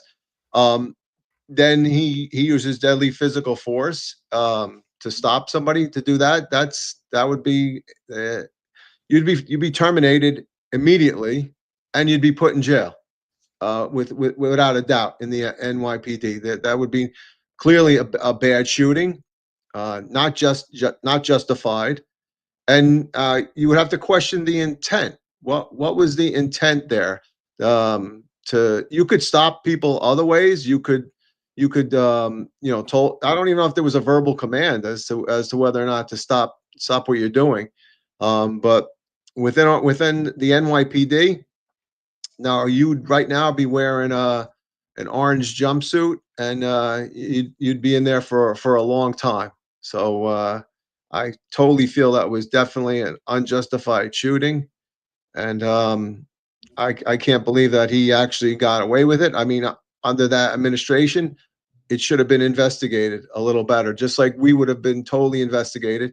In fact, doesn't Leticia James investigate unarmed shootings within New York State? So I think that the writing on the wall for the NYPD, you had a completely double standard in the Capitol there. Yeah, I 100% agree, Rob. There's you wonder about their training when you saw something like that. It's like that shooting was just so terrible. But this whole incident is like, it's like part and parcel of like all the lies and like psyops that have been propagated and promoted by politicians and the media sycophants for the last couple of years, that now it's all coming out that what we were told was a lie, and what they promoted was nonsense, and it's very curious that all of it is surfacing now. And I think I think all of these things are related, this. Remember, I talked about popularism a while ago. Populism. It's all connected, because you see the public now sees, having seen all these things, the public is now looking into all of it, and we're all beginning to realize this was nonsense, this was a lie, that wasn't true, and what we've been told isn't correct. And you're seeing things like this come to being told to us now, that yeah, we were right, what they told us wasn't true. So I think it's all related, I think as the years are as time goes on right now, in the coming years, we're seeing all the lies finally surfacing. All the truth is coming out, and I find it utterly interesting that so much of it is happening at this time, and also, again, like I said before, the government and these elites are all pushing back and trying to fight this public wave right now. So, I mean, that was, again, it was a bad shoot. I mean, there's 3 of us on here. I've spoken to numerous cops. You could have, if Lieutenant Byrd would have at the time went up and grabbed Ashley Babbitt by the hair and slammed her to the floor and threw her in handcuffs, I honestly wouldn't have had a problem with it. I wouldn't have seen anything wrong with it. I would have said, okay, maybe it's excessive. Maybe he didn't need to do that. Maybe he could have ordered her out, right, at the time. But, like, she's trespassing, possibly committing criminal mischief. That was some allegations that were made. So possibly that's a burglary.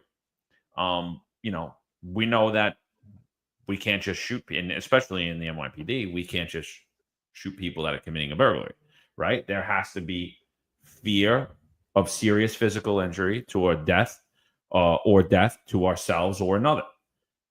Was not present in the hallway at that time. So a retiring police chief from the Capitol Police takes shots at protester Ashley Babbitt's settlement of the civil lawsuit. Chief J. Thomas Menger claims the settlement in $30 million wrongful death suit is insulting to officers who protected the Capitol. I personally don't think it is. I don't think this has anything to do with members of the Capitol. I think this is a misrepresentation of one incident that occurred that day and conflating it to say that, oh, well, if you're against any aspect of anything that happened that day, you don't stand with law enforcement and you don't stand on the side of the Capitol Police. And, and we're often hit with that same criticism constantly when we point out corruption in the NYPD, when we point out failures in public safety in the NYPD, when we point out the failure in the politically appointed management in NYPD management. We're often told we're attacking the rank and file. We hate the NYPD. And it's like, it's such the furthest thing from the truth. Chief, what do you think about the chief's statements saying that this is basically a slap in the face to the Capitol Police, this settlement? I was actually appalled by it. I said, why would a chief specifically say that? The action of one lieutenant who, from what I understand now, is a captain. Why would that one lieutenant, his actions,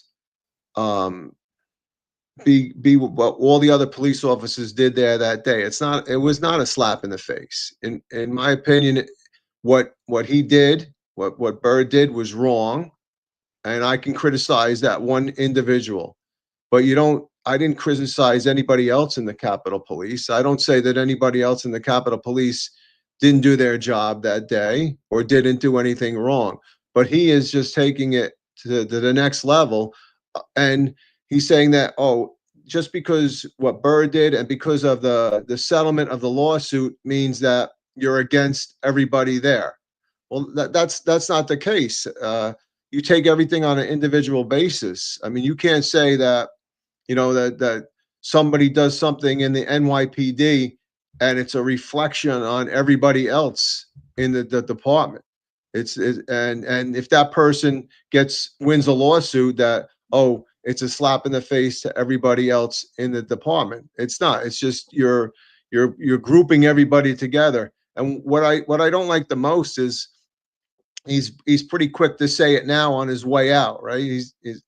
What is the point of that? Like, as he's retiring, he's gonna criticize this. It looks to me like it's a complete political statement, and I wonder what his aspirations or where he's going after this.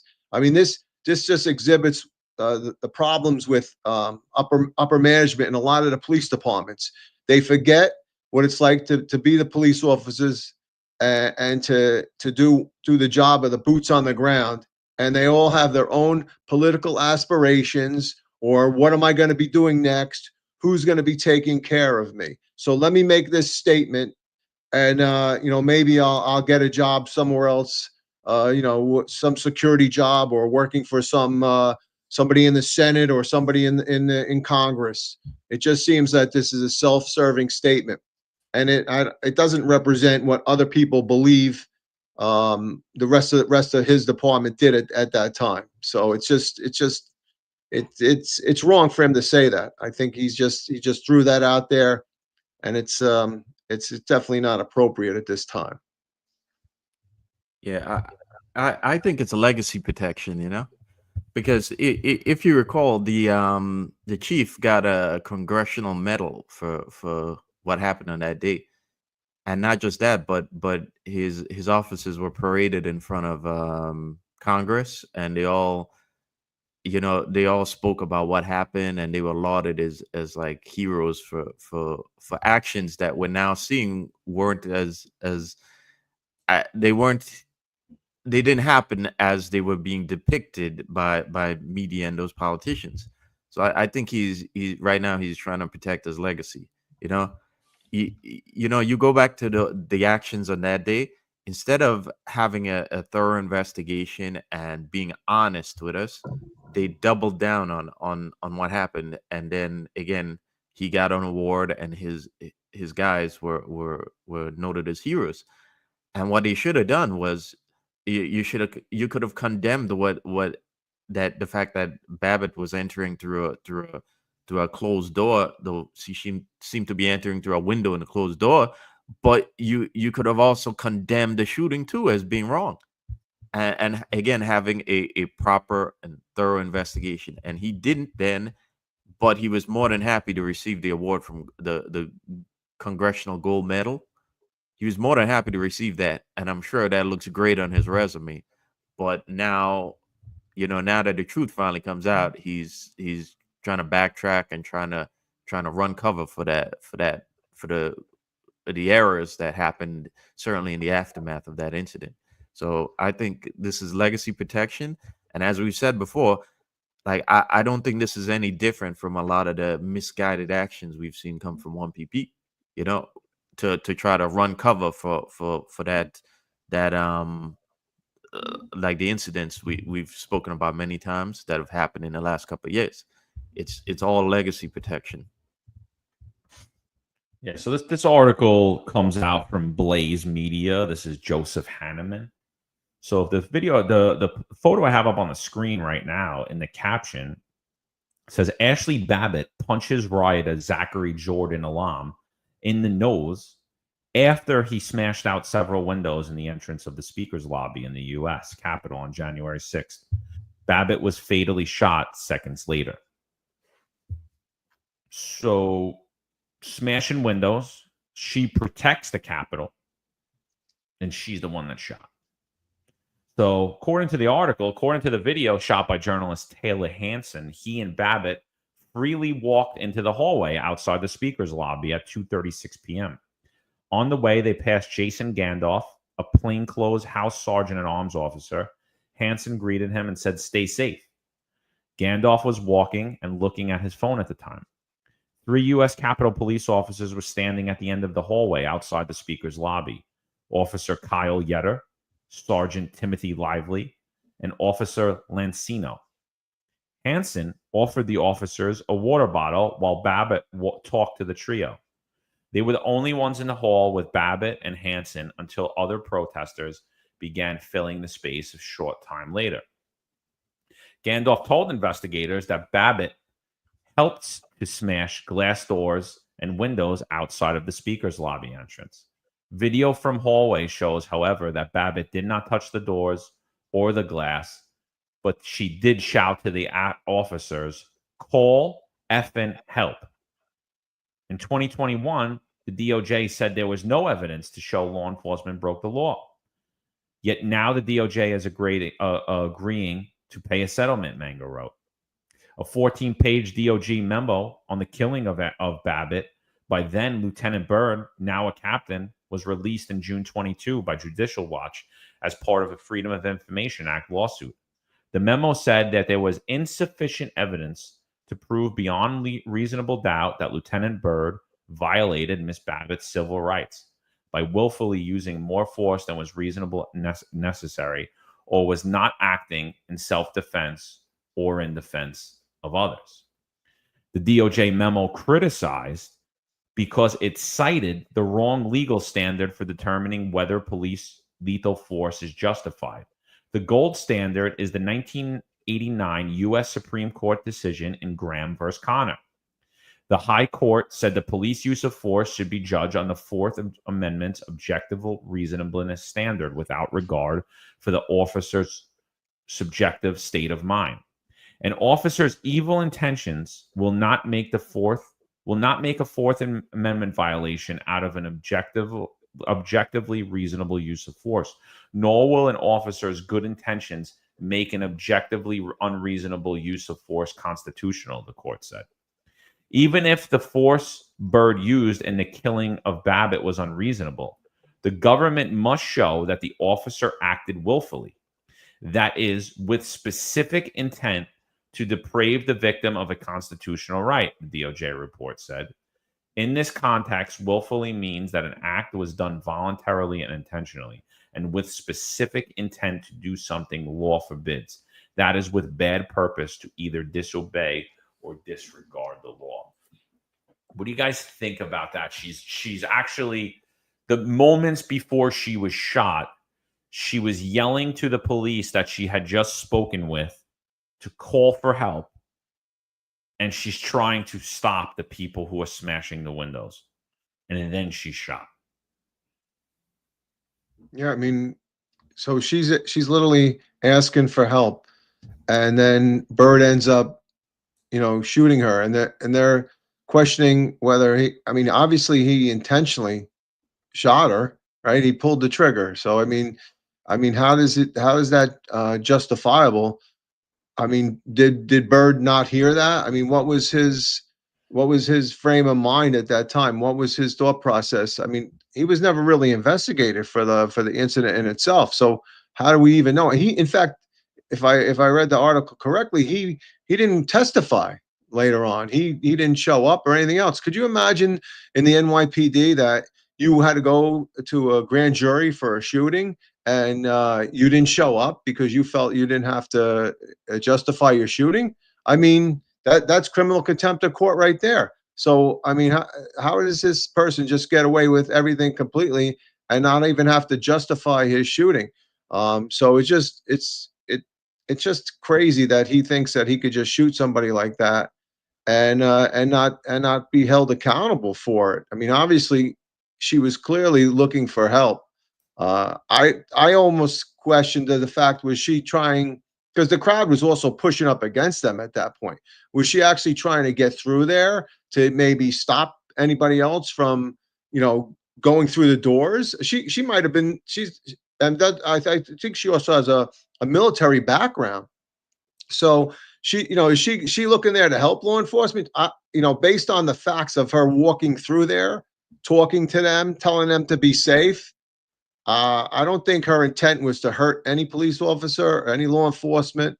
And I think she was clearly looking to go in there to stop. And she requested help by law enforcement, and they refused. So the intent by with Byrd was obviously, if you're going to shoot somebody, your intent is to stop that individual, right? We're taught not to kill, we're taught to stop. But the results with her death. So he should be held accountable for that. You know, he could have used, like you said earlier, John, he could have used other force.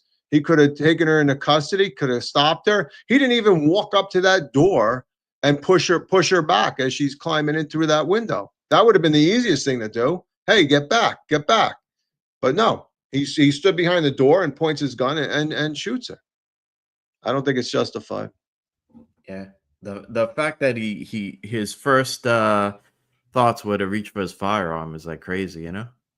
If that, imagine a NYPD cop, you know, your first thought to react to a even if let's say even if she was aggressive, your first thought is to reach for your firearm, even though you have a gun belt with all these tools. You know, you have your asp, you have your mace, you have all these tools at your reach, but your first idea, and a taser, but your first idea is to reach for the firearm. Is pretty pretty absurd to me. But you know, it goes to show you just how far this incident has dragged on, and how you know, again, what we were told was the truth. And it's just absurd to me how much of January 6th has been like shrouded in a mist of lies and deception and like propaganda from like media and politicians. No, it's it was 2020 was a mind-boggling time, man. I just watched everything I knew, every institution I trusted, just basically fail and lie to all of us. You know, and again, just to take that situation, just bring it back to the 2020 BLM riots, and just imagine somebody breaking windows, looting a store or a government building or a police station, and another person who was protesting there attempts to stop that person, yells to the police to get more help, and then an NYPD police officer shoots that person. That's national news. That police officer's going to jail. They're losing their job. They're at least going to be convicted of manslaughter. If not, they're going to bump that charge up to some form of murder 3 or murder 2. And so, like, it made no sense to me. It made no sense to me watching that. Again, and then there was a lieutenant that became pretty famous at that time nationally, Tariq Johnson. Tariq was the protester. Well, excuse me. Tariq was the lieutenant who put the Make America Great hat on his head and was trying to calm the protesters when they had already been allowed near too close to the Capitol, at the Capitol. So he's on the Capitol steps and he puts the hat on his head. Completely demonized by the left. At the same time, they're applauding the NYPD for taking knees. They're applauding the FBI for taking knees. They're applauding all of these other politically motivated and politically appointed police managers across this nation in blue cities for taking knees. That wasn't a political statement, but Tariq trying to appease these protesters, that was a political statement. That you couldn't do. So the police chief who made this criticism actually put out a letter. It's long. I'm not going to read it. You guys could go check it out. You could go to Tariq Johnson. It's at Elion CEOTK. And again, he is that lieutenant that was wearing that Make America Great hat on. And he writes, I make this post from a platform of confusion.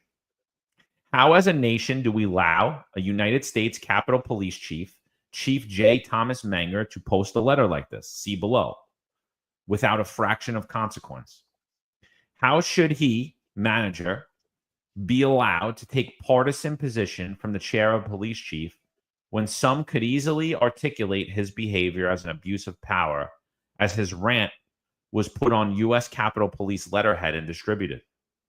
Finally, and most importantly, how do we tolerate Menger criticizing the current administration in a civil matter without questioning his judgment and ability to lead a police agency that has a requirement to remain neutral and protect all members of the congressional community and visitors to the Capitol complex, not just those who share his political views.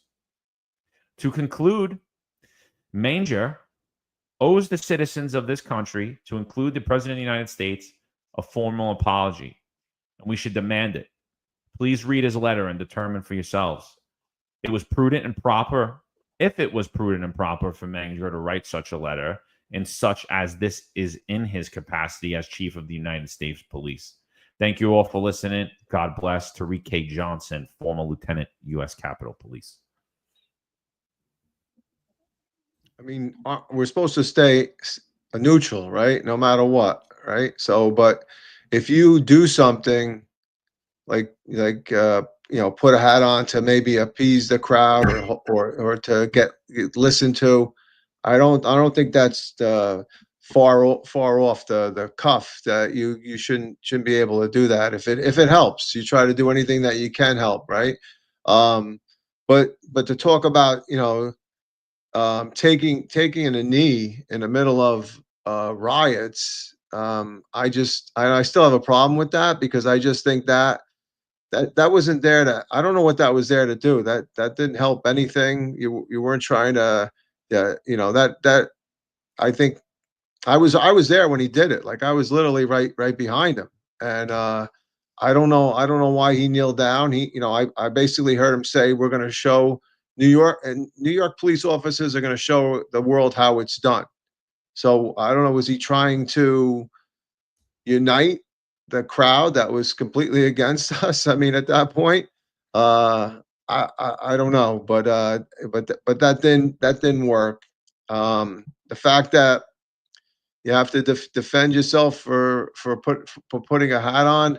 I mean, maybe it wasn't right. Also, maybe he shouldn't have done that. You kind of want to stay neutral too, but it's not the end of the world. I mean, you're in that position, and you're trying to do something to slow things down.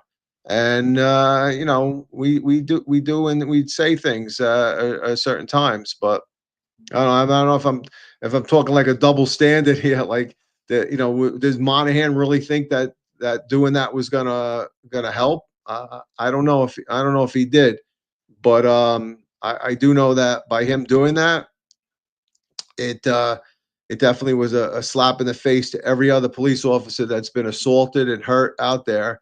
That was like literally in the middle of those riots. So I think you have to look at the totality of the circumstances and say, what is the reasoning, and what is the benefit? And if it's if it outweighs, if the benefit outweighs it, then you can you can do it. So.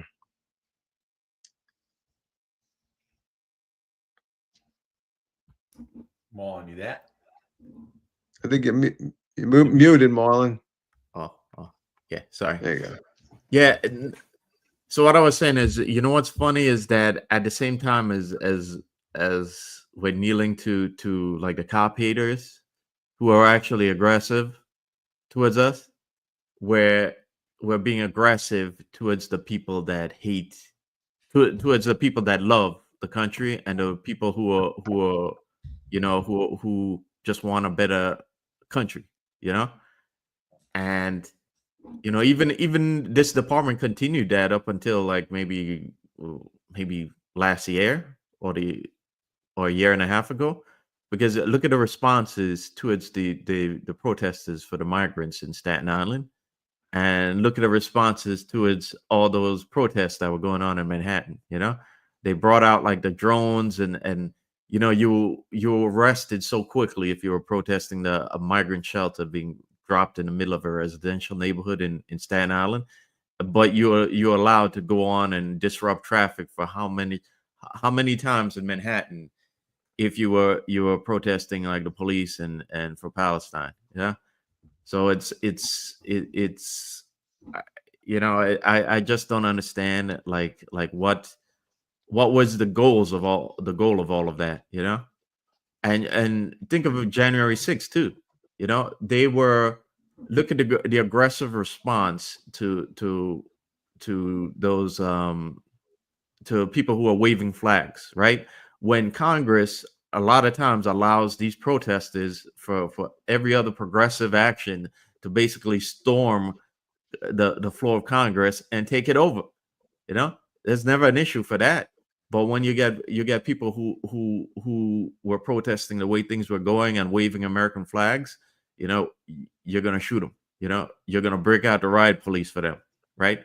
And even though, you know, there's plenty of footage of a lot of them being allowed to walk into the building, you know, so it's just crazy that was going on. And like I'm still confused as to what was the goal of all of that. And then just moving on to the NYPD front, we had Deputy Inspector Paul Zangrilli. He went on a drunken joyride with his mistress inside of a police car. He just recently avoided jail time. Zangrilli pleaded guilty on Wednesday to drunk driving, as well as covering up the incident, and was sentenced to a 3-year conditional discharge, a $750 fine, a 90-day suspended license. So according to the New York Post, on that night, the pair had sunk 10 beers and 12 shots between them in the space of 3 hours at an American whiskey bar near Penn Station before Zangrilli let Ruppel get behind the wheel of his NYPD-issued cruiser at around 5:40 p.m. on August 15, 2022, an indictment from last year stated. Zangrilli was allowed to take an unmarked car, a white Chevy Equinox, for use on official business on that day, ADA Samantha Dworkin told the court. After Ruppel crashed into a cab, damaging both vehicles, the pair fled the scene without exchanging information. They then stopped Zangrilli, got into the driver's seat, and drove off. Before the cabbie caught up with their vehicle and flagged down a marked police car, who forced the pair to pull over. Zangrilli, who was seeing Ruppel, was still married to his then wife, tried to conceal the evidence of the crash by attempting to bribe the driver of the cab he hit and calling the owner of the bar the pair had been at, asking him to delete the surveillance footage, court papers revealed. They nearly got away with it, Dworkin said. Ruppel was never identified as the driver, and the taxpayers were forced to foot the bill when a livery cab driver sued the city for $75,000. Dworkin said. Shame. I mean, you know, these are the tragedies when you want to mess with alcohol, when you put the lust in front of your life. I mean, you know, terrible. Like, what were your thoughts upon hearing this story, and then now that he's dodged jail? I mean, it's sad, right? Because here you have the deputy inspector. From what I saw, he was well liked, but he allowed alcohol to take over, basically losing his pension. I mean, he was under 20 years, so he got rid of his pension, was taken from him. He was terminated, and then he gets arrested. And I think that the reason that he was drinking was because of his family problems. I mean, right? Because he was in the middle of a divorce or whatever, drinking with this girl, with his girlfriend at that time, who's not even his girlfriend anymore. I mean, he obviously let alcohol to get the better of him, which was a sad thing, right? Because we see that all the time. You know, unfortunately, alcohol plays a large part in some of the problems that people have within the department. But yeah, no, he I mean, he's lost on a lot of ends, right? He's lost his pension, he's lost his marriage, and I think that he didn't exhibit what you need to do as a supervisor on this job, and set the tone and be an example for the people in your department, and your command. So I think also in that article, John, if I'm not mistaken, like the lower rank didn't even come out to testify against him because they were fearful of some sort of retribution. which I also found particularly difficult to understand, because I didn't know that you couldn't not be compelled to testify and stuff.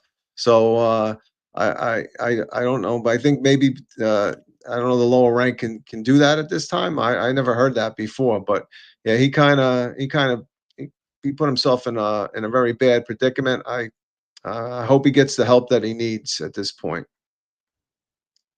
Yeah, yeah, yeah. It's sad. It's sad.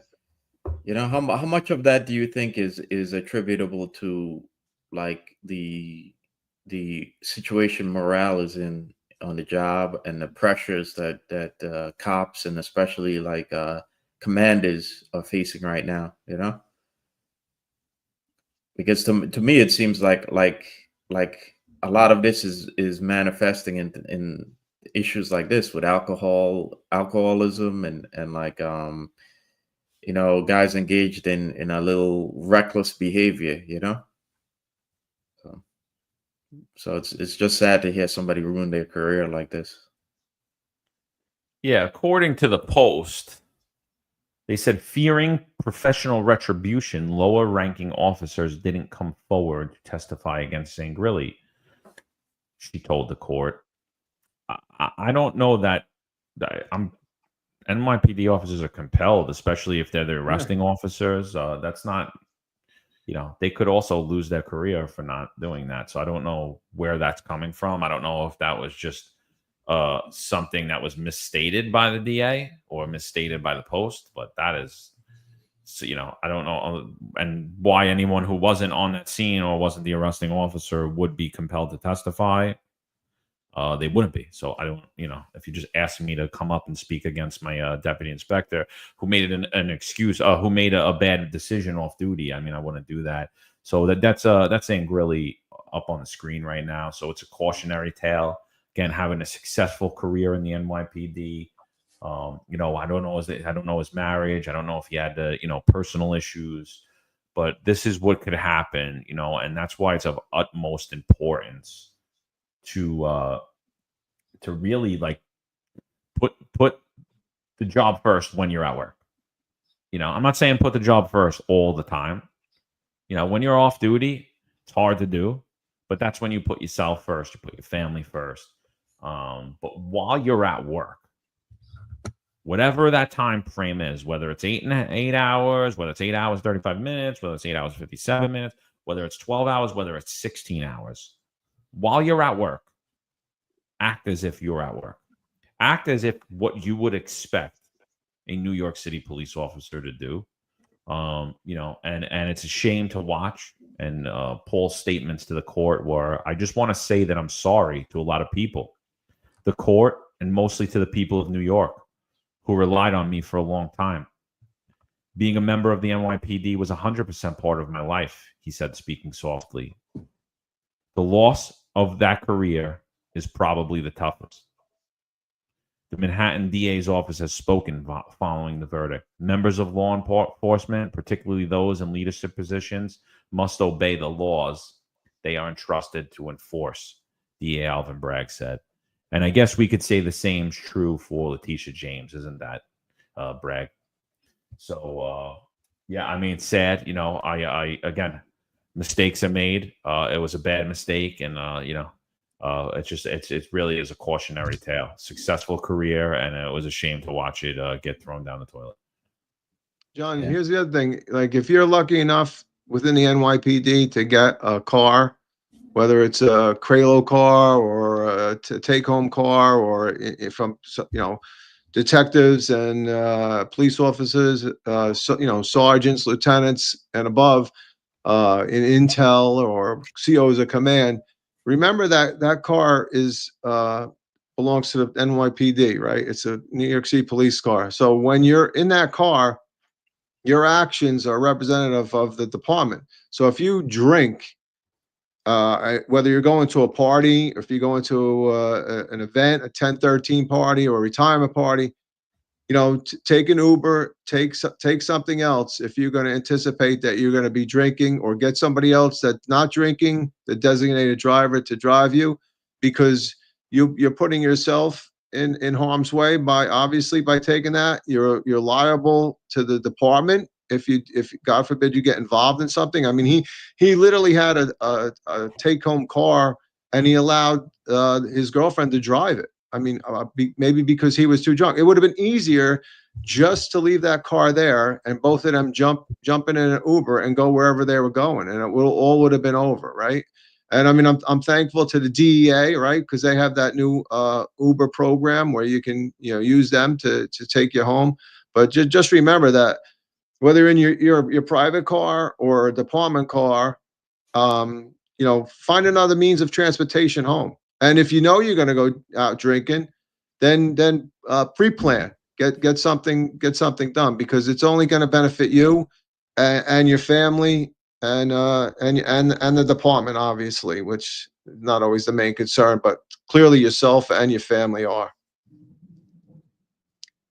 Yeah.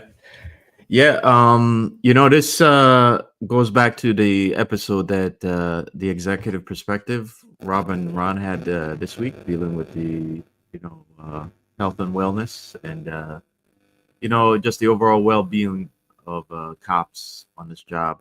There are resources available. There's a lot of issues with the job. We've talked about it many times, and there's a lot of stresses that are coming from the top down, and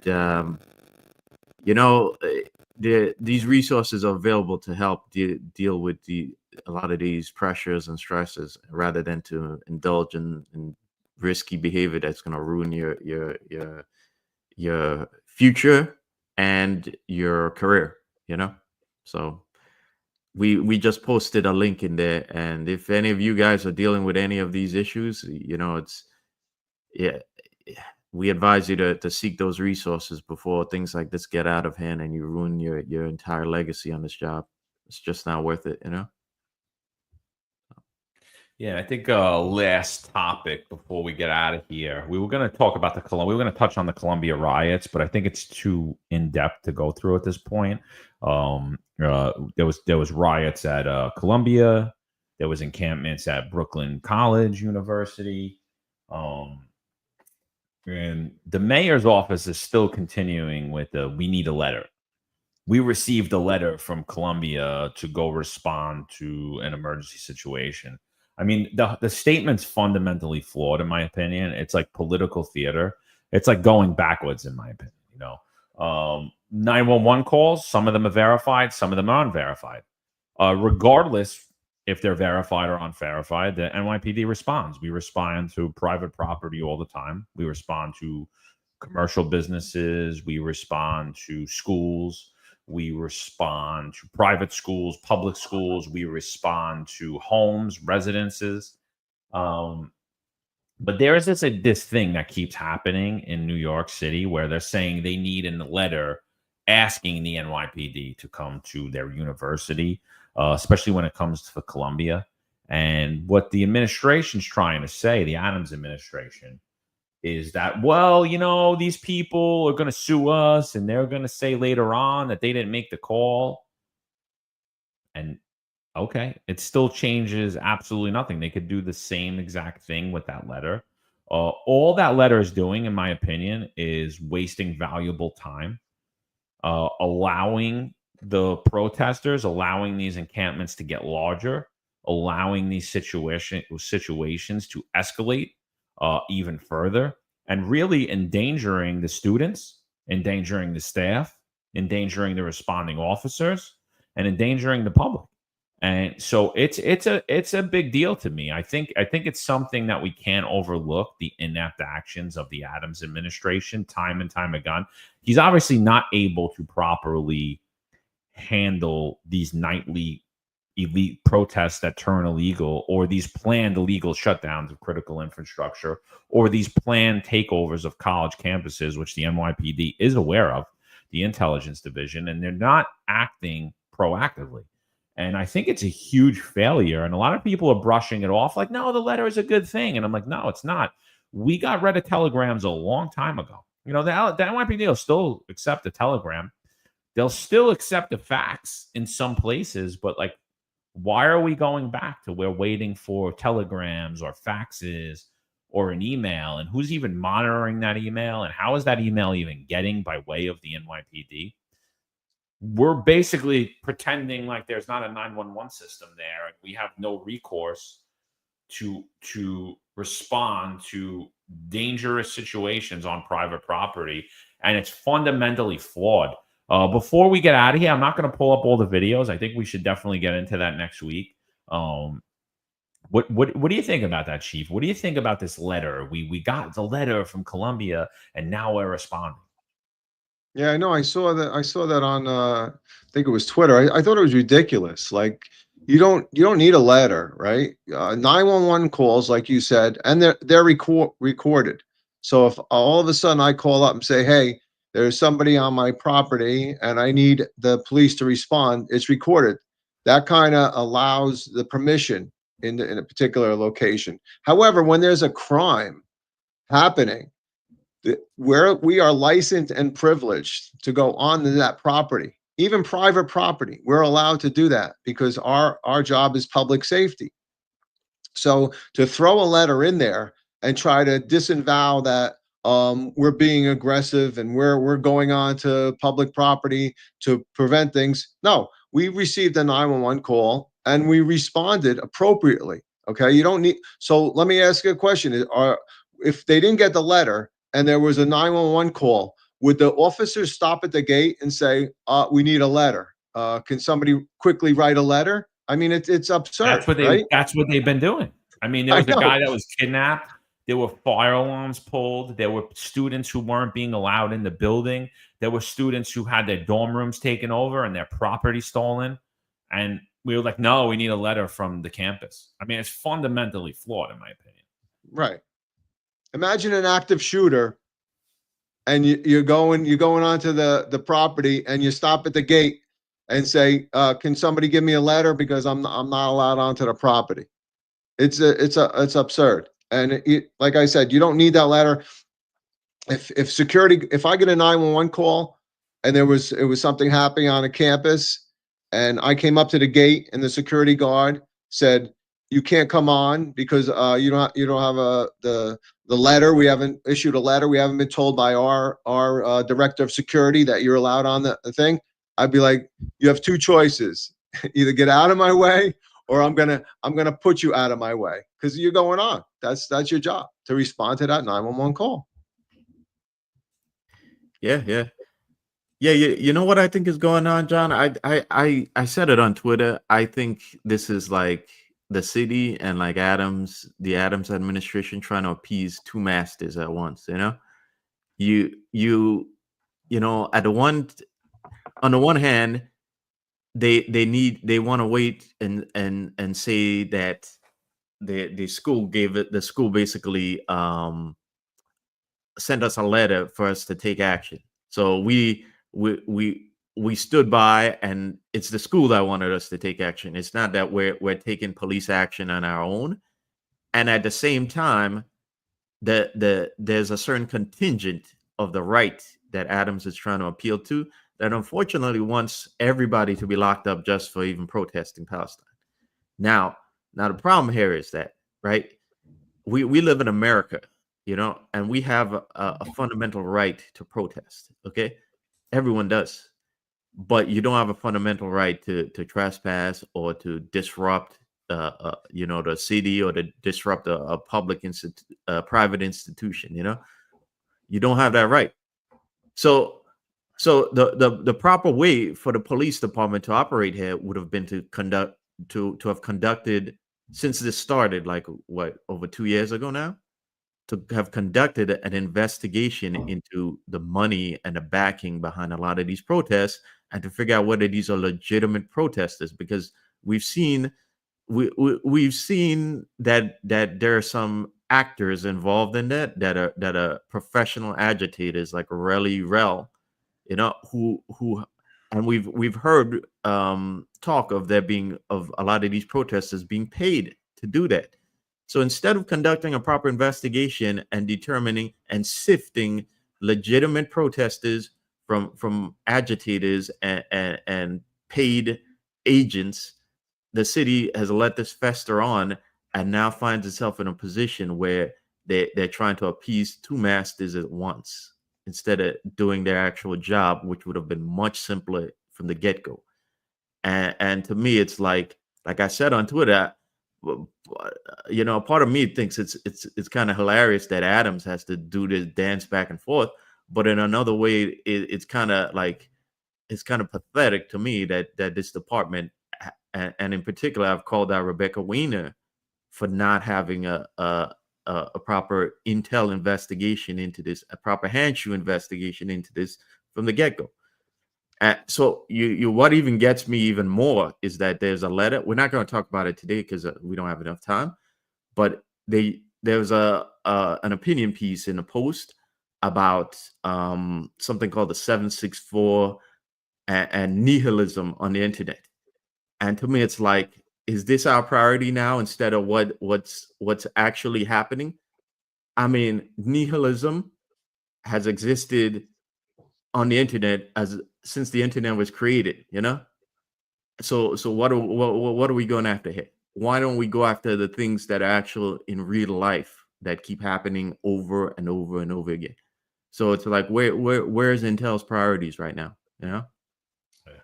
Yeah, no, I found it funny that they were able to arrest people in North Carolina and in Greece. The NYPD who made online threats and online stuff like that. It's like, wow, it's weird. They didn't send the St. Johns County Sheriff to the house. That's weird. Very strange. I found that very strange. So yeah, listen. So I hate to cut it short, but we've been going a while, and I told some friends I'd be out to lunch.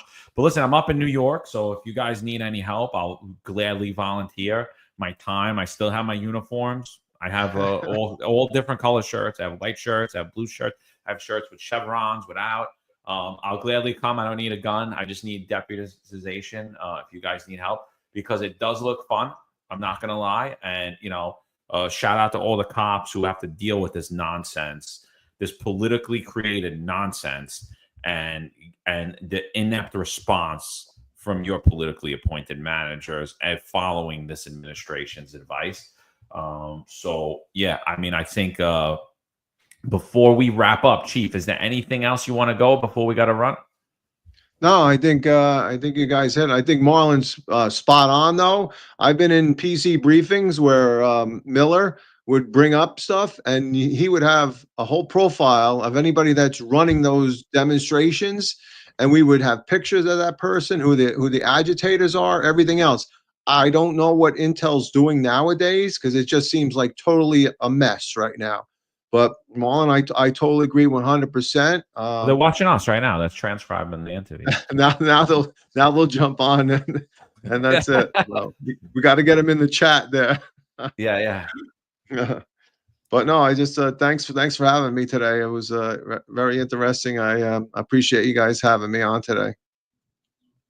Yeah, thanks for coming on, guys. Make sure you check out Chief Rob Lukash and Inspector Ron Lazin on the Executive Perspective on At the Finest Unfiltered on YouTube.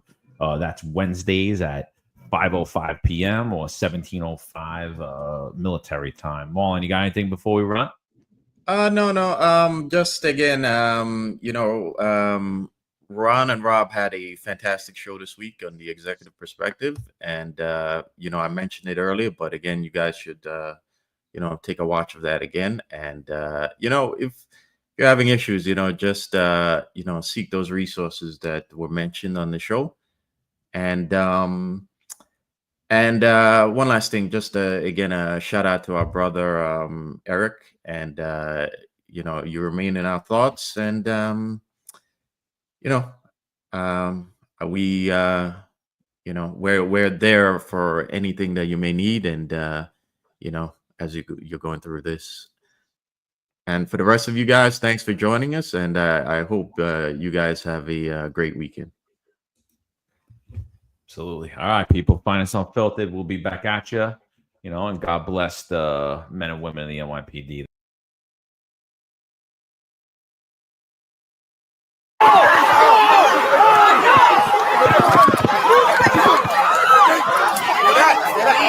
Dude, I didn't do it.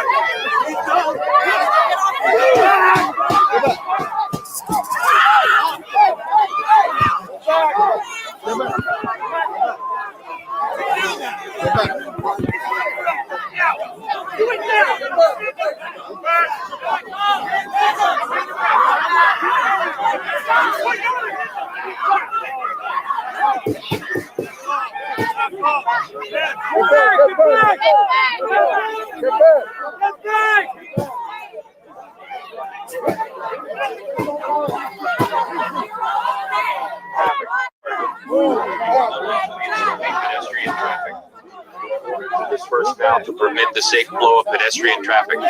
If you do so voluntarily, no charges will be placed against you. If you refuse to disperse, you will be placed under arrest and charged with disorderly conduct. This is the New York City Police Force. If you do so voluntarily,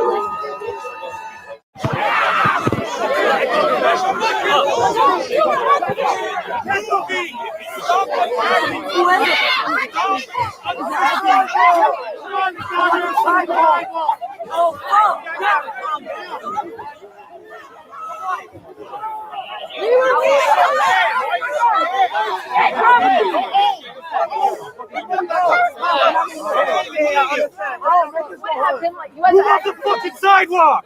Back up! Shut the fuck up, bitch!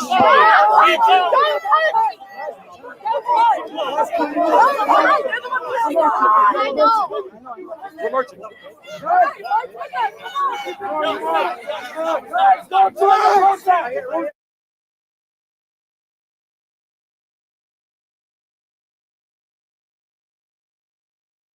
There's a handful of retired officers that don't live in the state that have a lot to say about the dream team, as I like to call it. All of a sudden, they retire and have a master plan on how to fight crime, but nothing to contribute when they were here. They want to come back and be part of the dream team. What can I say?